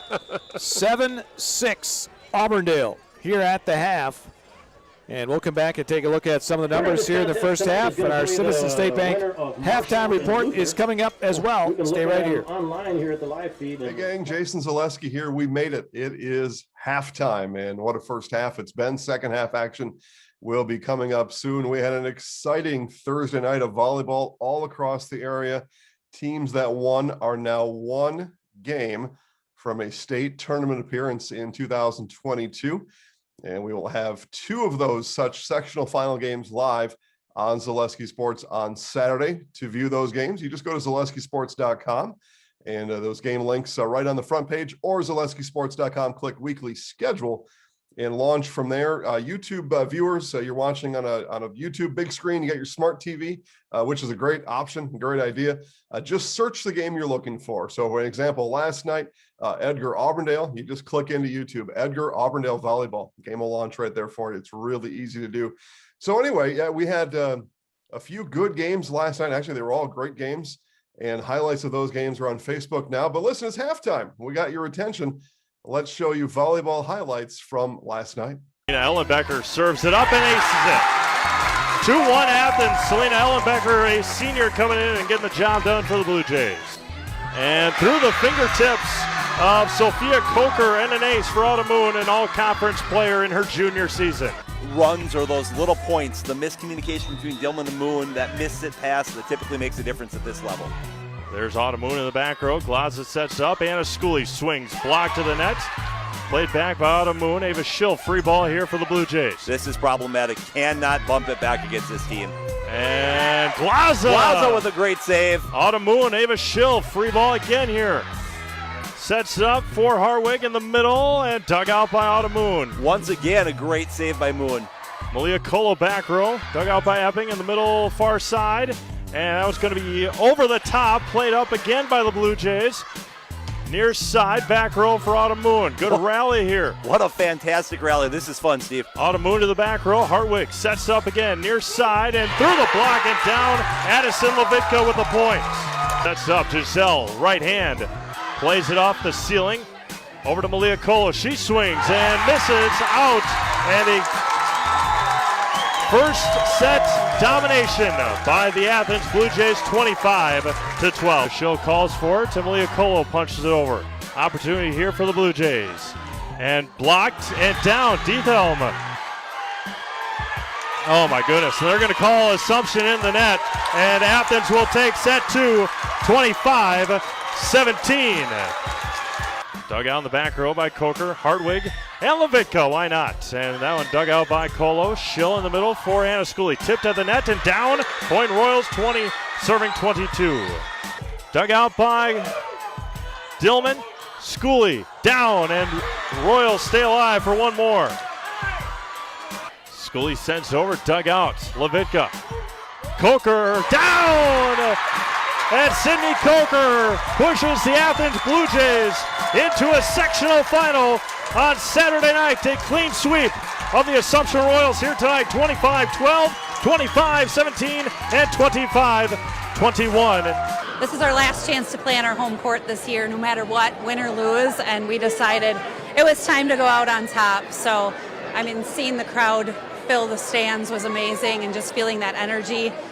The girls had energy, but the crowd fed into it too, so it was a nice win. We're ready to make the trip. We said no matter where we need to go as how our team can play, and with our energy and with positive attitudes, and ready to work hard and ready to keep digging. It was great. It was great that we got to play here one last time in front of them and to show our fans what we're really about. And then maybe they'll come for us Saturday too. Well, we got to stay confident, got to play our game like we did tonight and keep doing us. If we do us, it should be our game. Thank you for watching the Zaleski Sports Highlight House, sponsored by Mid-State Technical College. First things first with Mid-State Technical College. Dual credit programs earn you college credit in high school. Use your skills to start your career or transfer to a university to continue your degree. Your first move is Mid-State Technical College. You are watching the Zaleski Sports Highlight House. I'm Addison LaVicka, and I'm in the house.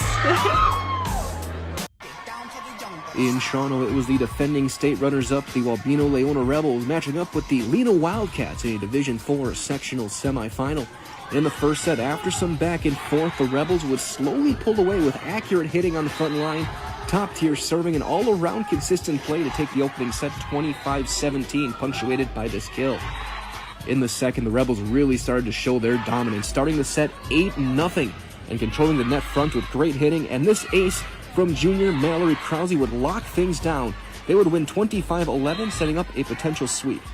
In the third, there was no letting up. The Rebels led 9-1, 18-3, and 23-4 before we got to match point.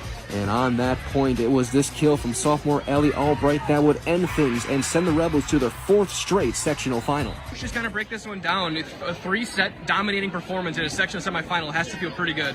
Oh yeah, it feels great. And going forward, what have you seen from this match tonight that makes you guys ready to make another run towards state for the fourth consecutive year of a sectional final? Well, just being consistent and having good team chemistry, and just to keep attacking at the net, blocking, just being fundamentally sound. That's what gets you to win championships and gets you to that final stage that you want to be on. And you guys had a little bit of a lull mid-season, but you've really found your stride now. And the first two playoff matches go to 5, but this one seemed to be a little bit easier for you guys, a little more comfortable. Yeah, we were kind of up and down in the beginning of the season, but we had some big shoes to fill and just needed to find our stride with those holes and needed to be able to gel. When you're adding in a freshman and another younger athlete, it takes a little bit of time, and it really just started to click the last 3 weeks for us, so we're pretty happy about that. Let's break down this one. 3 sets in control, and you guys are now on your way to your 4th consecutive sectional final. It's actually unbelievable. I mean, we started off rocky in the beginning, but now we are pulling it together, and I think it's going to be a great year. What does it mean to you to know that you guys can handle a sectional semifinal like this and know that you're now 1 game away from back-to-back state appearances? It means the absolute world to me. I mean, the team has backed me up through everything, and our passes have gotten a lot better, which makes our sets a lot better, and our hits just can go down. Thank you for watching the Zaleski Sports Highlight House, sponsored by Fleet Farm. Schedule an appointment at the Fleet Farm Auto Service Center today.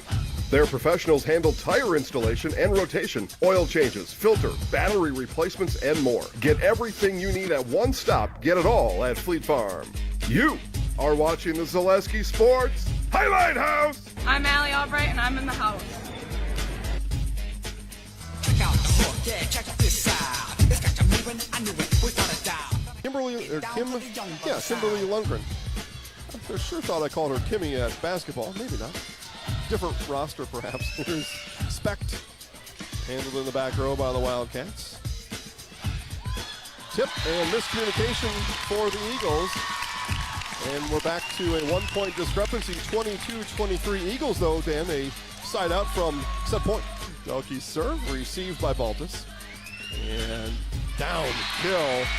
Big time kill there from Ashlyn Grimm. And we are at set point, or north until you got here. Here's Weiler on set point.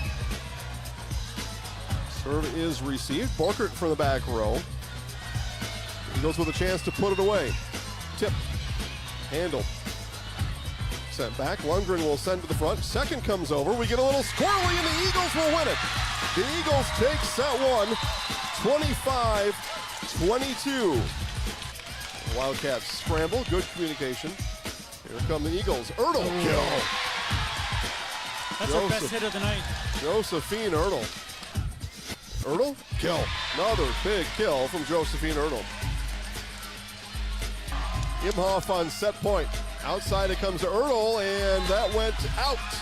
So the second goes out. The Wildcats take set two, 25-19.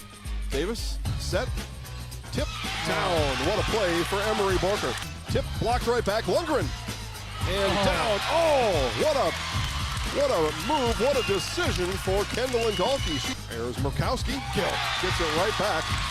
And we are at set point here in a pivotal set number 3. Bit of confusion for the Eagles. They do get it over. Here it comes. Set point 2, Borkert, tip. And second hit is a double.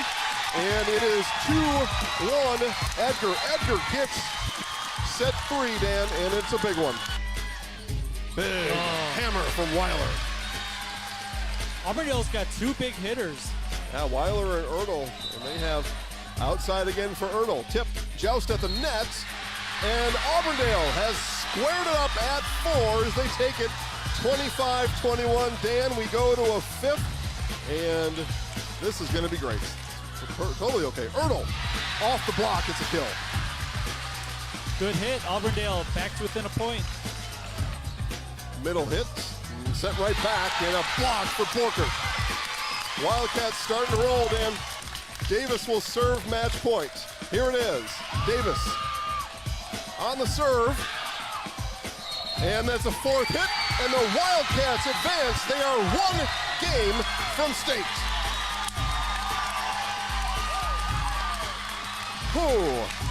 That was exciting. That was great. Well, she changed up her rotation, and she changed up who her first server was, and she hadn't done that all season.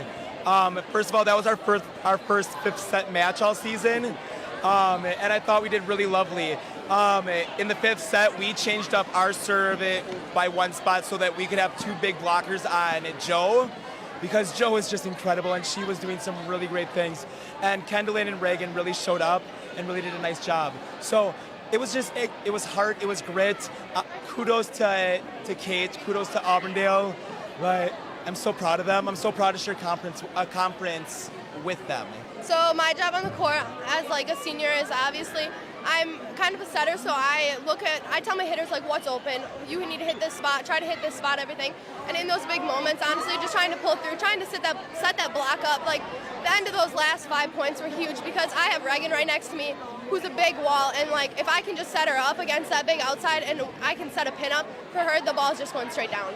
Thank you for watching the Zaleski Sports Highlight House, sponsored by North Central Technical College. Did you know you can start your 4-year degree locally and still get the same college experience closer to home? Find out more at ntc.edu today. You are watching the Zaleski Sports Highlight House.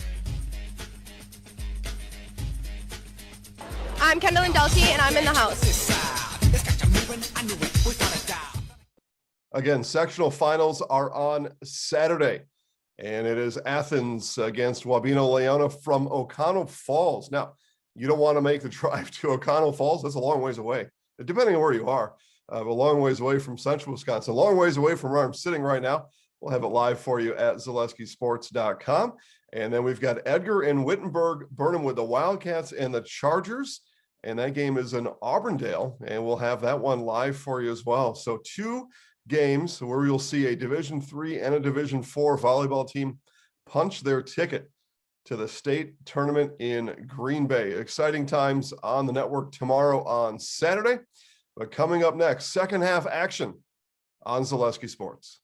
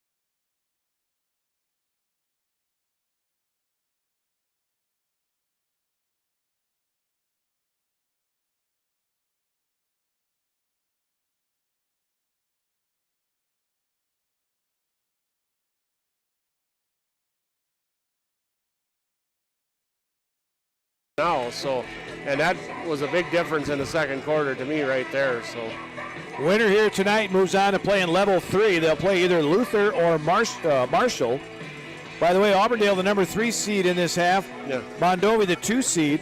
And then Luther, the 5 seed against Marshall, the 1 seed.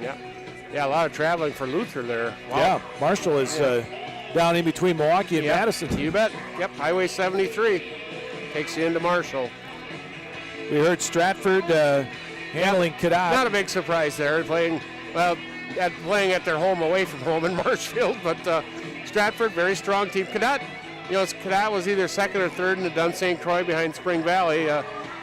They lost some kids from last year, but have rebounded pretty nicely this year. But I didn't think they were probably a real good matchup for Stratford right there. So, well, you look at this.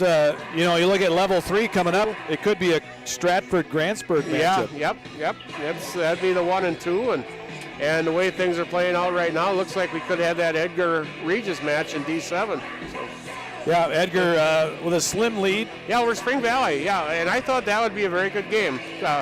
Spring Valley, they struggled last week to beat Hurley, but Hurley usually comes down with that option offense and those big linemen, and I think that was a 12-7 game. But Spring Valley obviously playing pretty good defense against Edgar tonight. So, update from the World Series: Houston leading Philadelphia in the bottom of the third, 5-0. Ooh, they jumped on NOLA, didn't they? Yep.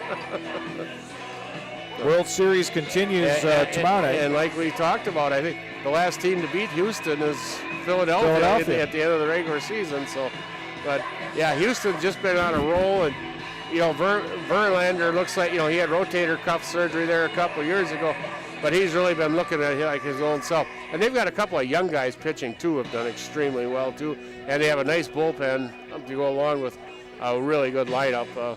It's fun to watch Dusty Baker there. Yeah. By the way, last year Auburndale made it to level 6, or level 3, in Division 6. Yeah. But ended up losing to Colby. Yep. And Mondovi made it to level 2, and they lost to Darlington. So a couple of good programs there. And Darlington is on the bottom half of the right side of D6. So, and they're still alive too. So, and of course Colby is up in D5 now. So, both these teams looking to make it to level 3 this year. 7-6. Auburndale leads here at the half. There are over 20 studies that support the benefits of low-fat chocolate milk as a recovery beverage. Low-fat chocolate milk contains the right 3-to-1 mix of carbs and protein, scientifically shown to help refuel and restore muscles. Pro athletes have been relying on chocolate milk for years because they have seen the benefits in their own performance and recommend drinking milk to others. Learn more at GonnaNeedMilk.com. Brought to you by Dairy Farmers of Wisconsin.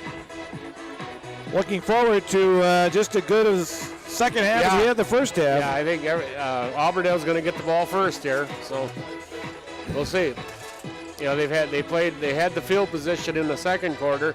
We'll see what happens if they get pinned deep in their own, because they really haven't done a lot on offense. A couple of nice passes to Wilford and a pass interference penalty really has pretty much set up that drive. So. But Wilford looks like an awesome receiver. He had a couple of nice real catches out there for him. Yeah, if you had to see a key in that first half was the defensive, if they made any adjustments or if they just started to play harder. But let's go, guys. But that was a difference. Yeah, it was, absolutely. Yeah, they were, like we said, Faulkner and Rudd were getting 6-7 yards. Now they're getting 1 or 2 yards, and you forced them into a punt, and it was a poor punt. All right, second half ready to get underway here, ladies and gentlemen. Yeah, Wilford with his punting won the special teams battle in the first half for Auburndale. So. It was a defense that kept him in. Yep. And now Auburndale leads 7-6 as we start short kick. The second half, and the short kick is going to be down by Dawson Stasinski. Yep, Dawson Stasinski, yep. Dawson Stasinski, and he just takes a knee right there. So at the 30-yard line. First and 10, looks like Auburndale will have it at their own 31. They mark it. 31-yard line. So just underway, second half. Level 2 Division 6 playoff football tonight on 92.7 WPKG. Larry Hazer along with Dick Olson. Auburndale 7, Mondovi 6. Been playing with these lot of wide receivers on both sides, but Here's the handoff. It goes to Scholl, and he tries the left side, and not much there. He gets maybe a yard. 75, Connor Johnston was right there. Sandberg there again. Yeah. He has been in on a lot of tackles for Mondovi. Yeah, he's been all over the place. Pickup of a yard. 2nd and 9 from the 32 for the Eagles. They break the huddle, go with 2 receivers to either side again. Actually, yep, 2 receivers to either side. Yeah, Rob to this side along with Cherney. Weber out of the shotgun. Yeah. Goes down the line of scrimmage and incomplete. Yeah, he threw it too low. Schmidt was the intended receiver. Schmidt was out there. He might have had a little running room, but that ball, the nose came down, and Schmidt wasn't able to bring it up. Coming up for the Eagles. 6 of 12 for Weber throwing the football, but not much yardage. Not much yardage, but a couple of big completions to Wilford in that touchdown rate. One at the 1 yard line, which was an awesome catch by Wilford, by the way. So he has had a couple of big completions, but he's missed some wide open receivers too, Larry. So 3rd down, trips to the left. Yeah. Weber out of the shotgun on 3rd and 9. Wants to throw. Looks. He's got a guy wide open down the middle. He's got it at the 40-yard line of Mondovi. Yeah. Down the middle, wide open, number 15, Blake Rabb. They did a really good job of crisscrossing, and Rob opened up wide open in the middle. 28-yard pickup down to the 40-yard line. 40-yard line, 1st and 10, Auburndale. First down, Auburndale at the Mondovi 40. 11 minutes to go here in this third quarter. And Weber had a lot of time there, and boy, beautiful strike to Rabb. Biggest play of the game. Yeah, either team. 40-yard line of Mondovi for Auburndale. They lead 7-6 here early on in this third quarter. Weber out of the shotgun. Gives it on the handoff. No, he's going to keep it himself and brought down by Sandberg in the backfield. Yeah, that didn't fool anybody. Option. He was going to keep it and busting through once again from the deep tackle position. Back at the 44. Takes him down. So a loss of about 5. Yeah, I'm going to say about 5 on that play. Maybe 4. Yeah, I think. 2nd and 14. Sandberg playing in the defensive line too. He's not big, and he's finding daylight just about every time. Maybe he's the guy that's keeping an eye on the quarterback. Yeah. Just so happened the quarterback kept the ball. 2nd down and 15 back at the 44. Weber wants to throw. Has time. Now rolls out. Looks, throws it upfield, and it is incomplete. Nice throw out there. Wilford, the intended receiver. Just a little bit high, but nice job of gaining time by using his legs by Weber. So a 3rd and 15 back at the 44. Long 14 coming up. 9:54 left to go here in the third.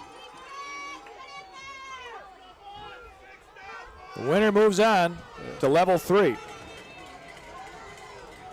These teams playing conferences that aren't very far apart. No. The cities are a little farther apart. Oh, there's Sandberg got the jump there. Yeah, a little bit too antsy that time. So that'll be a penalty.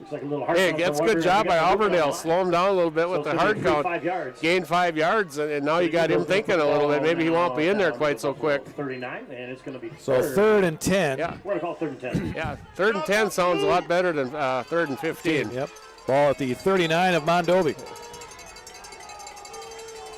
Weber takes the snap out of the shotgun, rolls to the right, looks upfield, throws it, and it is complete to Wilford for a first down. Penalty back here, Larry. It was thrown at number 75. But we got a flag on this side. Thrown at number 75, Asa Sapi, and I think he was holding Sandberg. Yellow laundry here on this side. And it will be a holding call against Auburndale. So negate the first down play. We got, which would have been inside the 30 against the Eagles. And a first down. That is their first penalty. Yep. So that'll negate that first down catch from Wilford. Officials will mark off this 10-yard penalty from the spot. Yeah, so at the 39, it goes back to the 49. Sandberg pretty much caused that penalty by the way he's been flying in there. And we're going to have that time 75, Salpe had to hold him. So 3rd and about 19. Yeah. They have to get to about the 30, and they're at the 49. You don't want to make a mistake here because you've got a good punter. If you don't make it, let him punt, let him pin him, and then play some defense. Give Mondovi the long field here. Weber out of the shotgun, wants to throw. He's going to let it fly down the right sideline. Wilford, did he catch it? No. Nope, out of bounds. Here's it out again. And Faulkner had the coverage, but nice throw by Weber, but just not enough room out there for Wilford. So ran out of sideline. Out of bounds. So it's going to be 4th and 20. So 4th down, and we'll see the punting unit. 49. We got some special teams coming on the field. Wilford will come on to punt the football, and back is Rudd to receive it. Wilford has gotten off some really nice punts here tonight. A lot of hang time. A lot of hang time. For the Buffaloes, and your Eagle punter. And it's pretty interesting. This time, Rudd's back there solo. Yep. He is back inside his 5. Yeah. Good snap from center. And Wilford a little line drive kick this time. Oh, it hit. And it hits one of the Auburndale players at about the 20. Drive from Wilford hit one of his players. Yeah. That'll be downed right there. Guy didn't see it. Yeah, 54. Mason Riku. He was running down there as fast as he can and didn't see it. Nope, didn't see the ball behind him and hits him at the 20. So that's where Mondovi will have it 1st and 10 at their own 20-yard line. 9:31 to go here in the third. 7-6 Auburndale. And let's see if that Auburndale defense can keep things rolling like they did in that second quarter. Receiver to this near side, one to the left. Faulkner, the quarterback for Mondovi, works out of the shotgun. He's got Lindsey in motion. Faulkner's going to keep it himself and brought down immediately. Adam Dorhorst again. Immediately by number 61, Adam Dorhorst. And he lost a yard or lost 2 yards. They'll lose a yard to the 19. It'll be, 2 yards, you're right. Loss of 2 yards on the play back to the 19-yard line. It's going to be 2nd and 12.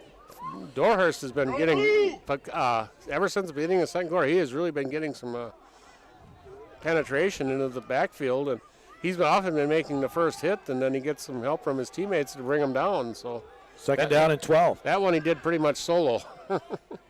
Clock running, 8:52 to go here in this third quarter. 7-6 Auburndale. Back judge has got his arm up, and he's counting. Quickly to the line of scrimmage. Mondovi gets the snap off. They give it to Rudd. Rudd up the middle. Rudd breaking tackles. Still on his feet and all the way out to the 49-yard line. Breaking tackles, getting very near midfield. 30-yard pickup for Rudd. Yeah, he shot through the middle of that line and that field position. Thought he was down about the 42-yard line, but he just kept churning, and he got up 49-yard line. 1st and 10 Mondovi. Ball lies on the right. Biggest play of the night for the Buffalo. Out to the 49-yard line, 30 yards on the pickup, 1st down. Faulkner out of the shotgun. Gives it on the handoff again. This is Rudd. Rudd spins down inside the 50 to about the 47. Yeah, Welch is there along, and Dawson Rudd, your ball carrier again. Dorhurst again. Picks up 4 there. It'll be 2nd down and 6. Calling his name a lot tonight. 8 minutes to go here in the third. Into Eagle territory to the 47-yard line for a pickup of 7-6 Auburndale, but Mondovi on the move. Yep. Faulkner works out of the shotgun. He takes it. He's going to keep it himself around the left side. Has some room, and we'll have a 1st down. Jared Faulkner on the keeper that time. To the 40. Able to find some daylight on that left side. Picks up 7. Tripped up by number 15. Yeah, that was the case. They're concentrating on Rudd and fake the Rudd. There it is. Ladies and gentlemen, we got a Buffalo. Fake the Rudd into the line, and Faulkner's got a nice little jaunt around the corner for about 6-7 yards. 41. Gets to the 41-yard line. 1st down and 10. For Mondovi as they keep it moving here with 7:41 to go in this third quarter. Give it on the handoff to Rudd. Rudd looking for some running room. Does get it to the 35.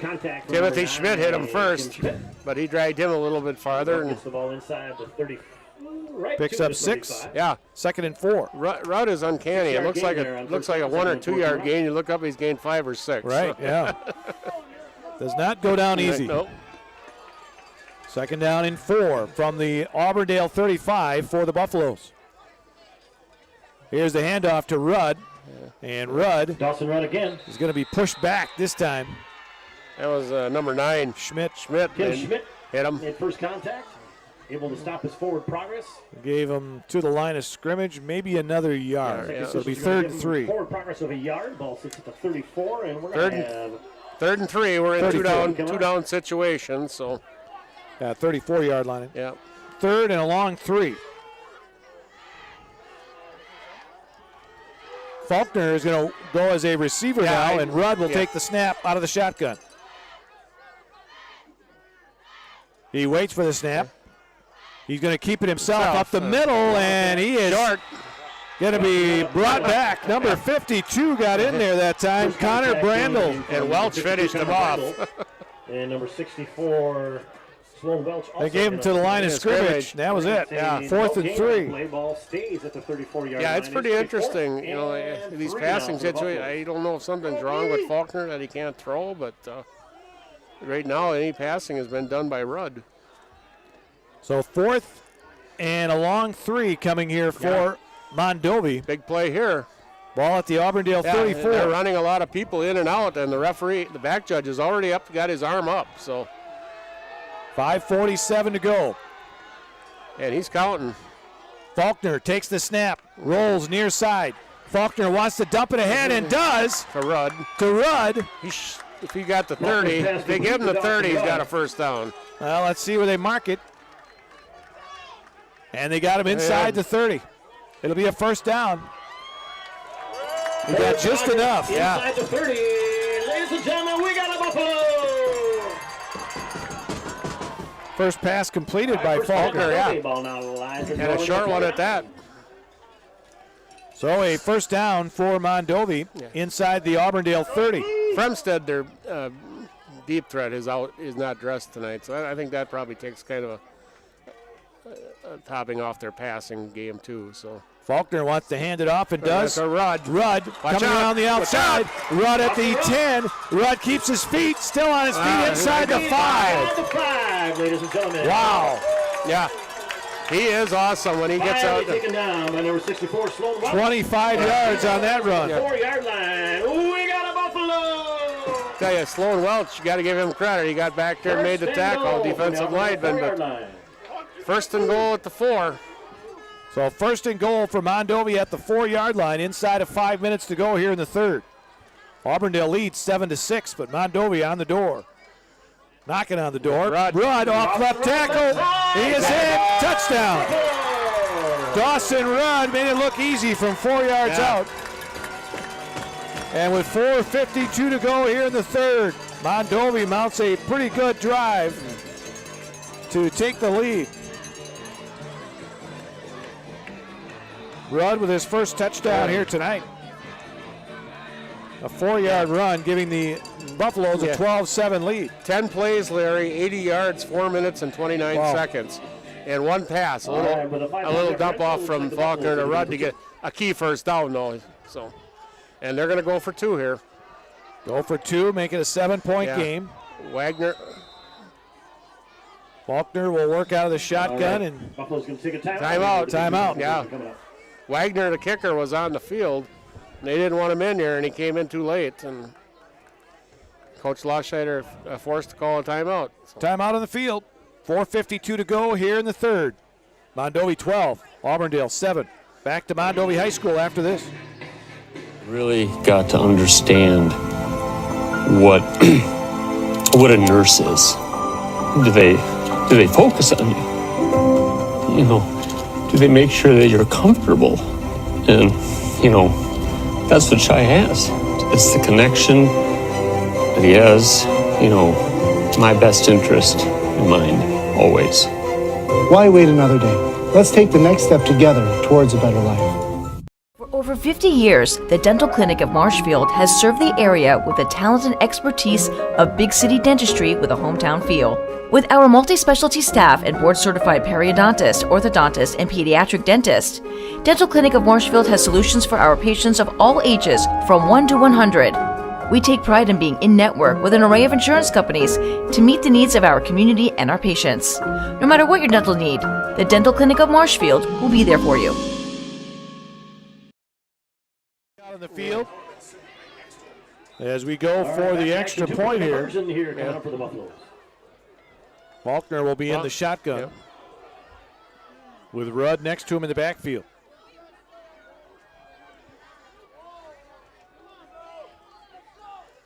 Long snap count. Yeah. Now he takes it.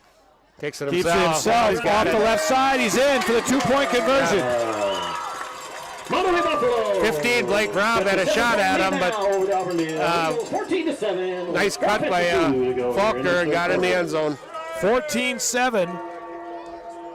Central Wisconsin Glass is Central Wisconsin's choice for your next new or remodeled shower and bathroom. The experts at Central Wisconsin Glass will effortlessly guide you through the design and installation process. Have the elegant and modern shower and bathroom you've been looking for. Call Central Wisconsin Glass at 715-387-8010. That's 715-387-8010. And Central Wisconsin Glass on Facebook for your residential, commercial, and vehicle glass needs. We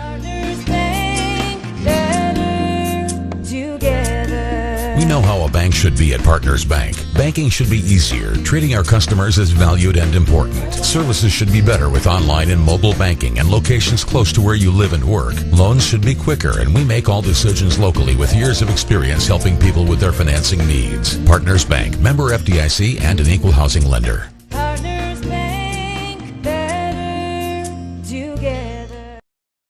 Schmidt. Cherney's back. Yeah, Schmidt and Cherney.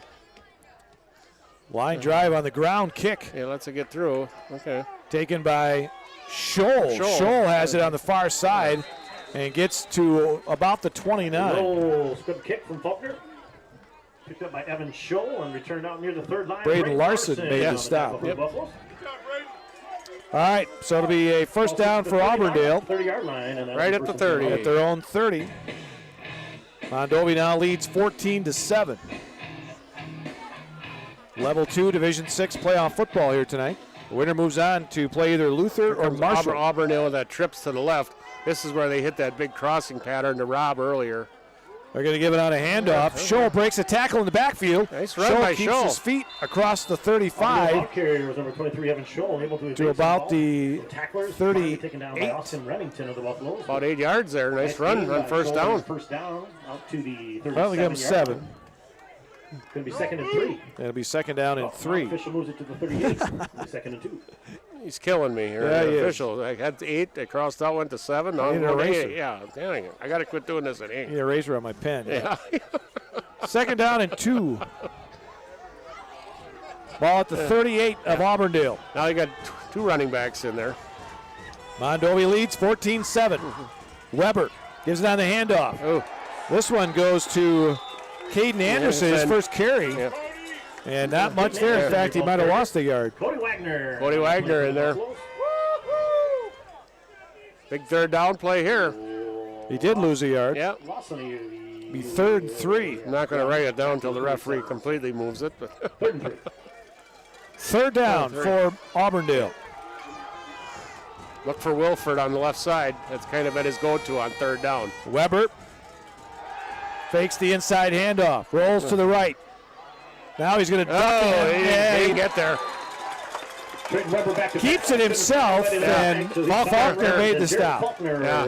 He and Faulkner have had some nice collisions tonight. Officials are going to say Weber Gave him 2 yards. It'll be 4th and 1. That's going to leave him a yard shy of that first down. 4th and 1. Do they gamble, Larry? Yeah, I don't know. Big decision time here. 4th and 1 from the 39. Your own 39 with 2:58 and counting to go into third. Wilford came like he came in to lined up at the punt. Nope, they're going. They're going for it. Yeah. They trail 14-7. Auburndale's going to go for it. Nope. No, he's going to kick. Okay. Wilford's going to go back to punt. Yeah. And Rudd is back there already. Rudd in single safety. So good snap from center. High Wow. kick again by Wilford. Rudd's going to let it go. Oh, yeah. And another nice roll for Auburndale inside the 10. Yep. From Alex Wilford, Rudd lets it go. And Mondovi will have it at about their own 7. Right around the 7-yard line. First So with 2:25 to go here in the third, Mondovi leads 14-7, and they have the ball deep in their own territory. Wolfert has definitely been the key special teams player in this game with his punting. Yes, he has. That's the second one he's dropped inside the 10 now. So. All right, so Mondovi deep in their own territory. Auburndale needs a big defensive stand here. The Eagle defense has to take a step forward now. Yep, make it a field position game. Get a 3 and out and force Faulkner into a punt. Faulkner out of the shotgun on 1st down and 10 at their own 7. Lindsey in motion. Give it on the handoff. It goes to Rudd straight up the middle, and Rudd up to about the 13-yard line. Yep. Picks up 6. That's a big first down play there. Dawson Rudd, your ball carry up the middle for the Buffaloes. All of a sudden, those plays that were getting stopped in the second quarter are back to getting 6 and 7 yards again. Rudd up to 121 yards on 20 carries. 13-yard line. 6-yard average, just like they said. 2 minutes to go here in the third quarter. 14-7 Mondovi. Faulkner again works out of the shotgun. 2 receivers to this near side. And they give it on the handoff to Rudd, and not much there. Was that Dorhorst again? Nope. Rudd on your ball carrier again. Looks like Kim Schmidt, I believe. Schmidt. On that play for the Eagles. Okay. So a 3rd down, no gain. Yep. 3rd and 4. Looks like no gain, I believe. 3rd and 4 coming up. So 3rd down for Mondovi. Another big defensive play here for Auburndale. Yep. Hold him here. And you force a punt. Force a punt. You're probably going to get the ball right around the Mondovi 40-yard line. Faulkner out of the shotgun. Waits for the snap. Gives it on the handoff. Rudd spinning. Powering his way. Did he get enough on the forward momentum? Yes. I think he did. He's almost at the 20-yard line. Looks like they're going to give him the 18. Yep. Ladies and And gentlemen, that will be enough. forward progress. And we got a Buffalo. So we got 5 out to the 19. Just kept those legs churning. Up to the 19-yard So line. a 1st down for Mondovi. Well, you can't afford to let them go all the way down the field here and score. No. You're under a minute to go. Yeah, we're already late in the third quarter, and if you give them a few more first downs, you're going to be a long way through this fourth quarter, too. Faulkner's going to keep it and dives forward to about the 22 for about 3. Sloan Welch had some penetration in the backfield. And I don't expect them to snap the ball again this quarter, Larry. 2nd down and 7 coming for Mondovi at their own 22. So a gain of 3 on that play. 15 seconds to go, and they're just going to walk over here to the sideline and let the clock run and end this third quarter. That was Mondovi's quarter, Larry. Yep, now it was. do the Eagles recapture the fourth quarter? So we got a 1-score game here, ladies and gentlemen. Mondovi Well, Buffaloes. they're going to have Pros at Hopped Well Drilling for all your water needs. Hopped Well Drilling is a 4th-generation company, homegrown right here in central Wisconsin. Farm, home, industrial, and irrigation, call the pros at Hopped Well Drilling for a free estimate. Find affordable haircuts for kids, women, and men at Kring's Cuts Salon. Highlights, perms, and more make Kring's Cuts Salon the easy choice. Special occasion right around the corner? Get your appointment today at Kring's Cuts Salon, located in Blanker, right next to Sweats BP off of Highway 10.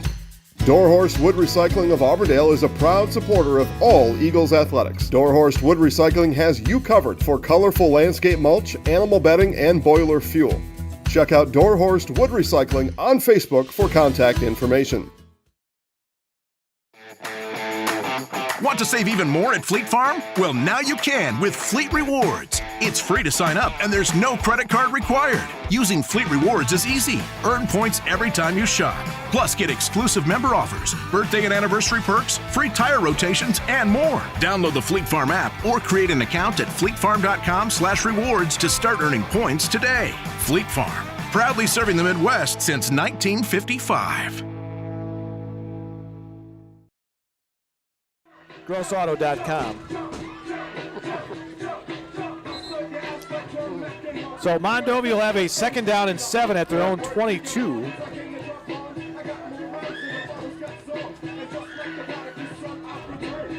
And right now they've been relying on the legs of Dawson Rudd. Yeah, a little bit of Faulkner mixed in, but Rudd has been the key man in this second half. 7 Mondovi. All right, so they'll Go with Faulkner out of the shotgun. Rudd next to him in the backfield. They give it on the handoff to Rudd. Rudd got a stutter step. Dorhorst again, Larry. Yep, he was waiting for an opening, and there was nothing there. Never came. Loses a yard, 3rd and 8. Yes, loss of a yard on the play. It's going to be 3rd and 8 now. 23rd carry for Rudd. Yep. 125 yards. Now a 3rd and 8. Another big defensive play here. Yeah, they haven't been needed for Auburndale. They haven't been throwing the ball much tonight. It'll be interesting to see if they come out and throw it. Faulkner, the quarterback, waits for the snap. Still waiting. Takes it.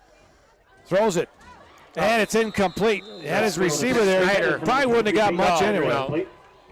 Yeah, Auburndale had that covered. Wilford was out there, so now you're looking at a punt from about right around the 22-yard line. So should be very good field position for the Eagles. Scholl and Wilford will drop back, and they are standing at their own 45. Faulkner, the punter for Mondovi. He waits for the snap. Snap comes, and he much better punt. Gets a high one to Wilford, takes it at his own 39. Nice job by Wilford. Turns it heads upfield along the left sideline, gets away from one. Pretty good punt coverage by the Buffalo there. Yep, only got to the 44. But still pretty good field position for Auburndale at their own 44. As we start this 4th quarter, Mondovi leads 14-7. Austin Remington. And again, the winner moves on to play level 3 next week. 10 now, Eagles. Against either Luther or Mondovi, or excuse me, Luther or Marshall. 15-12. Marshall's leading? Yep. Okay. Another tight one. As they should be in level 2. First down and 10 for the Eagles at their own 44. Weber fakes the handoff, keeps it himself, and gets forward nice to job. almost midfield. I thought he was going to get hit in the backfield, but he sidestepped somebody and got ahead. And that's 6 yards just about. Right to midfield. So a gain of 6. 6 yards in a play, going to be 2nd and 4. For Weber. Student section, I forgot. Right at midfield. At halftime, there's people up here behind you that couldn't see very well. They're asking if you would just stand on the, not on the bleachers, but on the steps. So everybody probably has to take a step forward. There you go. Thank you. So 2nd down and 4 from midfield for Auburndale. They trail 14-7, 10:23 to go here in the 4th quarter. Weber again. Weber's going to keep it himself on a little delay. Around the outside, 40, a flag goes down. Through number 11, Wilford. That time, and he tried to turn the corner. And the reason why he was able to turn the corner is they had a handful of jersey. Yeah. So a holding call. We got holding against the Eagles. On Auburndale. Going to take that back from Larry from about 43-yard line, so that'll take it back inside territory and nullify a first down. Yeah, they would have had a first down inside the 40. There we go. 10-yard penalty is going to negate that. What would have been a first down. Now instead, it's going to be a going to put the ball at the 48-yard 2nd down and about 6. Yep. So it's going to be 2nd down and 6. Ball goes back to the Auburndale 48. Yeah, and I don't think that holding call really affected that run at all. So probably pretty unnecessary by Welford there, but. Yeah, because I think Weber already got to the outside. Weber had the corner right away. So. All right, 2nd down and 6 from their own 48 for Auburndale. Under 10 minutes to go now in this 4th quarter. Auburndale trails by 7. Give it on the handoff. It goes to Scholl, trying the outside. Scholl at the 45. Scholl gets to the 41, maybe the 40. Evan Scholl, the ball carrier, able to find. And Evan Scholl is going to have more than enough for a first down as he gets all the way down to the 40 for a pickup of 8. The Buffalo 40-yard line. So it's going to be 1st and 10 Auburndale. Ball sitting now on the Buffalo 40. So at the 40-yard line of Mondovi, Auburndale. Nice comeback from that holding penalty. With the first down. All of a sudden, they're finding some holes in the Mondovi defense right now to run through. Weber gets the snap, wants to throw, looks up over the middle, and it's incomplete and picked off. Pass through the hands. Intercepted on his knees. Austin Remington. The ball was tipped in the air. Yeah, it was hit the receiver in the hand, went through it. Remington was Johnny on the spot for the interception. So Mondovi takes over with 9:23 left. Second turnover by Auburndale. At the 34-yard line, Mondovi will have it first down and 10. They lead 14-7. Up to the line of scrimmage they come. Faulkner out of the shotgun. Takes the snap, gives it on the handoff to Rudd. Rudd puts his head down and gets to about the 40, the 38. His blockers wrapped up around the ankles by number 52, Connor Bramble. And picks up about 4. Ball's going to be spotted at the 37-yard line.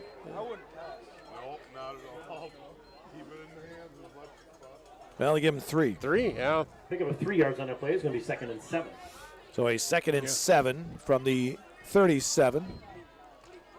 Clock running, 8:50 left to go in this game. Every first down is going to, if you're Auburndale, you want to get off the field as quick as possible, but Faulkner got to stop this attack. Gives it on the handoff. There's a Rudd first down right there. Rudd spins and gets a first down across the 45. Picks up 9 more. Yep. But not before he gets the ball out across. So there's a first down there. So, and that's at 8 minutes and 35 seconds. So they're going to be, if the next 3 plays are going to take it down right about 6 minutes again. So, and plus you're going to, if there's a punt, you're going to be fairly deep in your own territory. So pretty important that the Eagles make a stop here pretty quick. First down at their own 46. Faulkner waits for the snap. Yeah, Still waiting. He's letting it take down as much as possible. He's got it himself. He's going to keep it himself around this near side. Midfield, 45, and down to the 42-yard line of Auburndale. Finds some good blocking. Finally tackled by number 23, Evans. Picks up 12. Nice block out here on the outside by number 15, Remington. At the 42 of Auburndale, first down Mondovi. Ball is now in the Auburndale 42. Under 8 minutes to go in the game. Faulkner's best run of the night. Mondovi 14, Auburndale 7. Lindsay to the right. Faulkner out of the shotgun with Rudd behind him. Rudd isn't that big of a running back, but he's just stout, strong, tough to bring down. Here is Rudd on the run. Look at that. And Rudd all the way forward down to the 35-yard line. Picks up 7 more. Yeah, it's getting the ball back to the just keeps 35-yard going. line. Finally taken down. Looks like number 15. Kind of reminds you like of a Christian McCaffrey or somebody like that. Like Rapp? Small in stature and just strong. 7-yard gain there. Second down and 3 from the Auburndale 35. Clock running under 7 minutes to go in the game. 14-7 Mondovi. Buffaloes have the ball. Faulkner takes his time. Gets the snap. Going to keep it himself straight up the middle. Faulkner. Faulkner got flags all over. Could be a face mask. Face mask or a holding. Was from number 68. Faulkner got up holding his face mask. They threw it right where he was being tackled. He got down to the 29, so he picked up 6. We got a face mask. 5-yarder. The Eagles, the 5-yarder. So that'll tack 5 yards out of the end of the run. And that's going to. So the run got it to the 29. And we got a Buffalo. So down to the 24-yard line. All right, officials are going to put the ball down at the 24-yard line now. 1st and 10 Mondovi. 6:41 left. You said it. Yep. Inside of 6. Yep. Yeah, now you got a new set of downs, too. So 14-7 Mondovi. Ball at the 24 of Auburndale. Faulkner takes his time. Yeah, he's just letting the clock milk the clock. There's Rudd. Rudd up the middle. Rudd spinning his way. And Rudd down inside the 15 to the 13. 11 more yards. We're going to give credit to Blake Rabb on that stop. Blake Rabb on the stop. But he's inside. Starting to wear down that 15, Eagle about the defense 15 just a yard little bit, Larry. Yep. And we got another Buffalo. So at the First and 13-yard 10, line, first down for Mondovi, and they just keep running the ball now down. we're under 6 minutes now, and inside the red zone now. So now, if we get a score, you're 2 scores up. Going to make it very tough for the Eagles. They've got Rudd at 155 yards now. A lot of them in the second half too, Larry. Big second half for Rudd. He takes There's some another more. handoff off right tackle. Yeah. Dawson Rudd. Little crease off right tackle. Down to about the 9. Gets inside the 10 to about the 9-yard line. Picks up 4 more. Adam Dorhorst on the stop for the Eagles. There's Dorhorst Yes, again. yeah, he's had a big night. Second and six. Him and Welch. Yep. Have really done a nice job, but Schmidt too has. yeah, been in Schmidt has lot had a of big stops. night. Yep. Second down and 6. 5:16 and counting. Mondovi by 7, and they're looking for more here. Ball at the 9-yard line of Auburndale. This Faulkner's got it this time. Going to keep it himself. He finds a crease. Puts his head down to about the 4. Shoots down the right side, very near. Say about a yard short of first down. Going to be about a yard shy. 3rd and 1 coming Picks up. up 5. We're going to give credit to Sloan Welch on that stop on that last There's play. Welch. Yep. Yeah, Welch and Dorhorst been their big tackler. Well, Dorhorst has been. Ball's inside the 5. Welch has it all 4-yard season. line, and 3rd and 1 coming up. River Falls over Marshfield 28-21 at the end of 3. Yeah. Yeah, Dorhorst is right on top of their tackling list too for the season. So 3rd and 1 for Mondovi inside the 5 of Auburndale. Give it on the handoff, Rudd. Probably Rudd up enough the for- middle, and his second effort got him inside the 1. So it'll be 1st and goal. Very near the goal line, ladies and gentlemen. He's inside the 1-yard line. There he stopped. And it was... Yeah, I guess that River Falls Marshall game wasn't as defensive as we thought. Huh? No. But ladies and gentlemen, we got a Buffalo! That's what usually happens, right? Yeah. There we go, predicting First and games goal again. on the 1-yard line. All right. 1st and goal from the 1 for Mondovi. Faulkner or Rudd? Which one? Faulkner out of the shotgun. Yeah. He's going to keep it it himself. And he did not get in. He got tripped up. Yep. Tripped up. They're going to mark him just short. It's going to be 2nd and goal, ladies and gentlemen. Ball Couldn't wide. tell who got in there. I couldn't either. The length of a football. It looked like Faulkner had a hole there, but boy, he got submarine pretty quick, and that's what it takes to make a goal line stop. Somebody's got to get in there and grab legs. It's all Stratford in their game with Cadet, 42-0. Yeah, not totally unexpected. No. All right, 2nd and goal, 3.5 minutes to go. 14-7 Mondovi. They're looking for more right here on 2nd and goal. Still milking the clock good, though. Faulkner takes the snap. Going to keep it himself. Plows forward. Nope. And no, he did not get in again. Wow. 3rd down. Auburndale's defense holding. But, Mondovi probably doesn't mind this either because they keep taking time off the clock, too. So, 3rd and goal. So 3rd and goal. By the time they snap this, it'll be down to about 2.5 minutes. So. Right. This is a long drive here by Mondovi. This drive started from their own 34 at 9 minutes and 23 seconds, Larry. Wow. So we're closing in on 7 minutes. 7-minute drive, and this will be the 12th play. All right, Faulkner out of the shotgun once again. 3rd and goal from the 1. He takes the snap, gives it to Rudd. Rudd in for the touchdown. That's a big score for the Mondovi Buffaloes. As they give it to Rudd. He's done the bull of the work so far.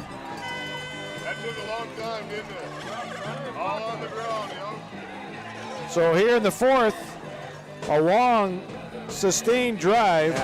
12 plays, Larry, 66 yards, 6 minutes and 53 seconds on that drive. All right, looks like all 12 plays on the ground.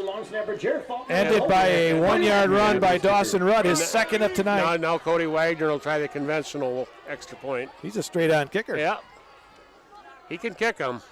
It's down, kick is on the way. Oh, he doinks it. Off the upright. Off the upright. No good. All right, so 2.5 minutes left. 2.5 minutes to go in the contest, ladies It's and now gentlemen. After All Incorporated is proud to support this broadcast and all area student athletes. After All is your only call for agricultural waste handling, septic tank pumping, portable restroom rentals, and much more. After All has been serving Central Wisconsin since 1995 and can be your work home by calling 715-569-3868. Sweats Oil of Blenker has been in operation since 1923. Of course, Sweats Oil will help you with your fuel needs. Sweats Oil Country Corner Mart is also your drink, snack, grocery, and food fill-up spot. Conveniently located on County Road F just a few feet south of Highway 10 in Blenker. Make Sweats Country Corner Mart your next travel stop choice.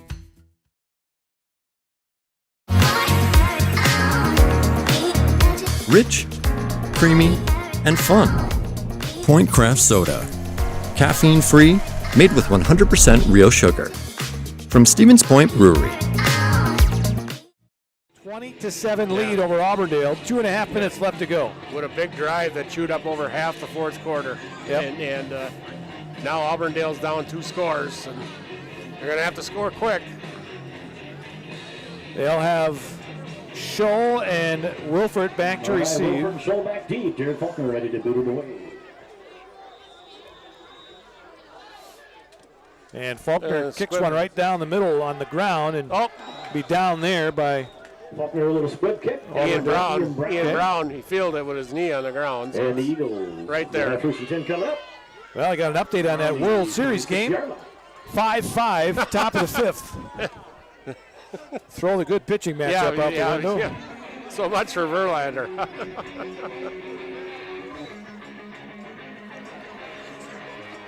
TV loves it. TV likes high-scoring games. You bet. So do the fans. Yeah. Some of them. Managers, not so much. Right. All right, Weber out of the shotgun. Wants to let it fly down the sideline. He's got a receiver, but he came up short, a little wide of his receiver. Rob was open. He had a step out there, but Weber just kind of underthrew it. But it's incomplete. So, large applied out there by Jake Lindsay, the Buffaloes. It makes it a second down at 10. Back to that last drive of Mondovi, and that started with a turnover again, with that interception by Remington. Yep. So. After Auburndale was moving the ball. Moved the ball very well. All right, second down and 10. Weber wants to throw. Weber looking, fires it over in the flat, caught for about maybe 3. Nice tackle out there. But he's tackled right away by Jake Lindsay. Jake Lindsay on the tackle. Picks up 4. On that play, out to the 30-yard line. And So it makes it a 3rd and 6 with 2 minutes to go in the game. 4 down territory now. So Weber wants to throw, has some time, lets it fly, sideline, picked off. Yeah. Overshot his receiver, picked off by Faulkner. Yeah, Schmidt was out in the flat, and he kind of stopped, and Weber overshot him, and nice play by Faulkner going up and get it for the interception. 1:50 left to go. 3rd turnover in the game for Auburndale. Mondovi leads 20-7. And they have the ball at their own 47. Bucks are leading the Knicks 96-83 at the end of 3. Hey, pretty good start to the season. Of course, man, nice you got a 6-game homestand after an opening game.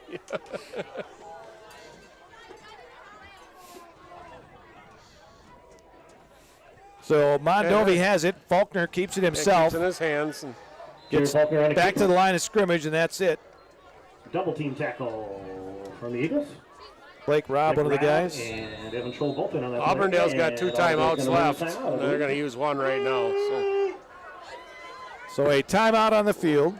Little Sprouts is now open in Rudolph with the same great childcare you know about in Auburndale. Here's Brooke Sievers to tell us about it. The community here in Rudolph has been extremely welcoming, and we're excited to serve here just like we do up in Auburndale. Part of the process is to help out the school districts and to help the children their 4K children to stay close and get services right here.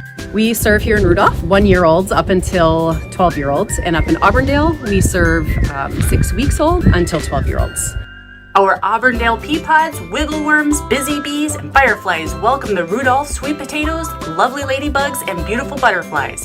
Contact Little Sprouts Learning Garden on Facebook today. At the Granite Shop, we take great pride in what we do. We offer high-quality natural stone granite as well as a huge selection of man-made stone. With full slabs as well as a variety of partial remnants, you'll have no problem finding the stone that was meant for you. Our high-end, high-quality granite, quartz, and marble is perfect for any kitchen, bathroom, or remodel need. We are locally owned and operated on County Road C near Stratford. We service all of Wisconsin. Faulkner gives it on the handoff to Rudd. Rudd powering his way inside the 45, and then he gets blue uniforms behind him, pushing forward even more. All the way down to the 40. 40-yard line of the Eagles. Picks up 13. James walking north. Yeah, he had about 9, and then he got some nice help for the last 4. The whole offensive line came from behind and pushed him forward. Didn't there used to be a penalty for helping the runner? I thought there was, but I guess not anymore. No, you see it in the pros, you see it in college, Larry, so they do it in high school too. So 1:15 left. 176 yards unofficially for Rudd. What tonight. a big second half. He has been the key in the second half. No ifs, ands, or what's about it. First down at the Auburndale 40. Faulkner taking his time, and he'll take a knee back at the 45.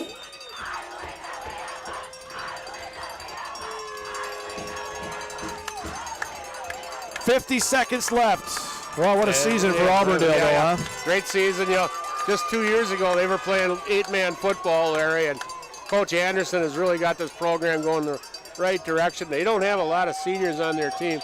They're losing some, but they're going to be a force in the Merriwood again next year.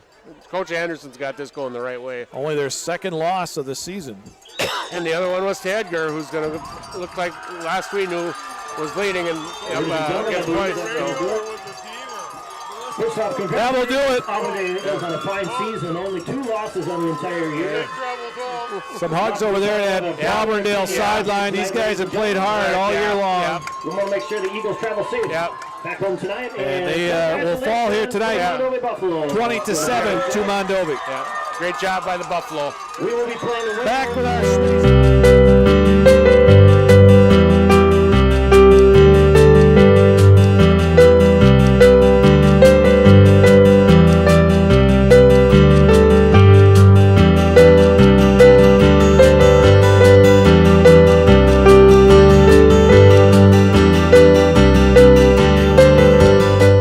Nasonville Dairy, family owned and operated, bringing you fresh cheese curds made daily, along with many other varieties of Wisconsin-made cheeses and treats. Don't forget to check out our cheese and sausage trays for your upcoming parties and cheese and sausage gift packages for the holiday season or any other special occasion. Nasonville Dairy, located just southwest of Marshfield on U.S. Highway 10, NasonvilleDairy.com. All right, so we're here with Kim Hyman. Kim, Nasonville Dairy, 125 years in the making. Tell us about that. You know, it's fantastic. It was the first plant built in Wood County back in 1885. Sal Nason and his family came here, and they started a small dairy plant.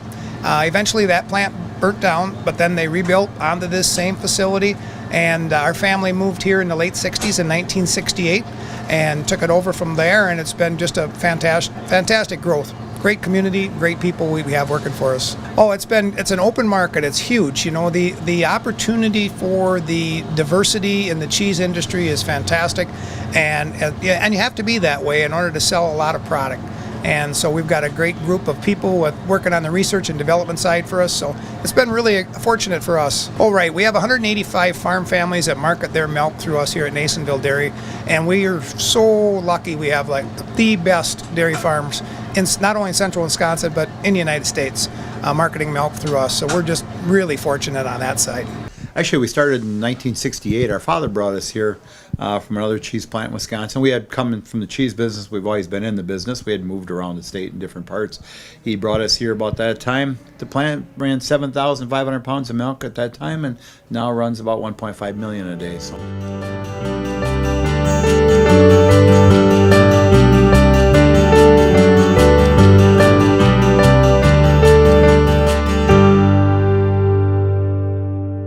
originally started out with making cheddar, and now we make cheddar, Colby, Monterey, Farmers Cheese, Pizza Cheese, Quesa Blanca, Quesa de Friar, Seco, Parma, Romano, Asiago, Fontina, Feta Caseri, Cafetieri, Cafla Graviera, as well as making some Gouda Edam and a little bit of Munster on occasion.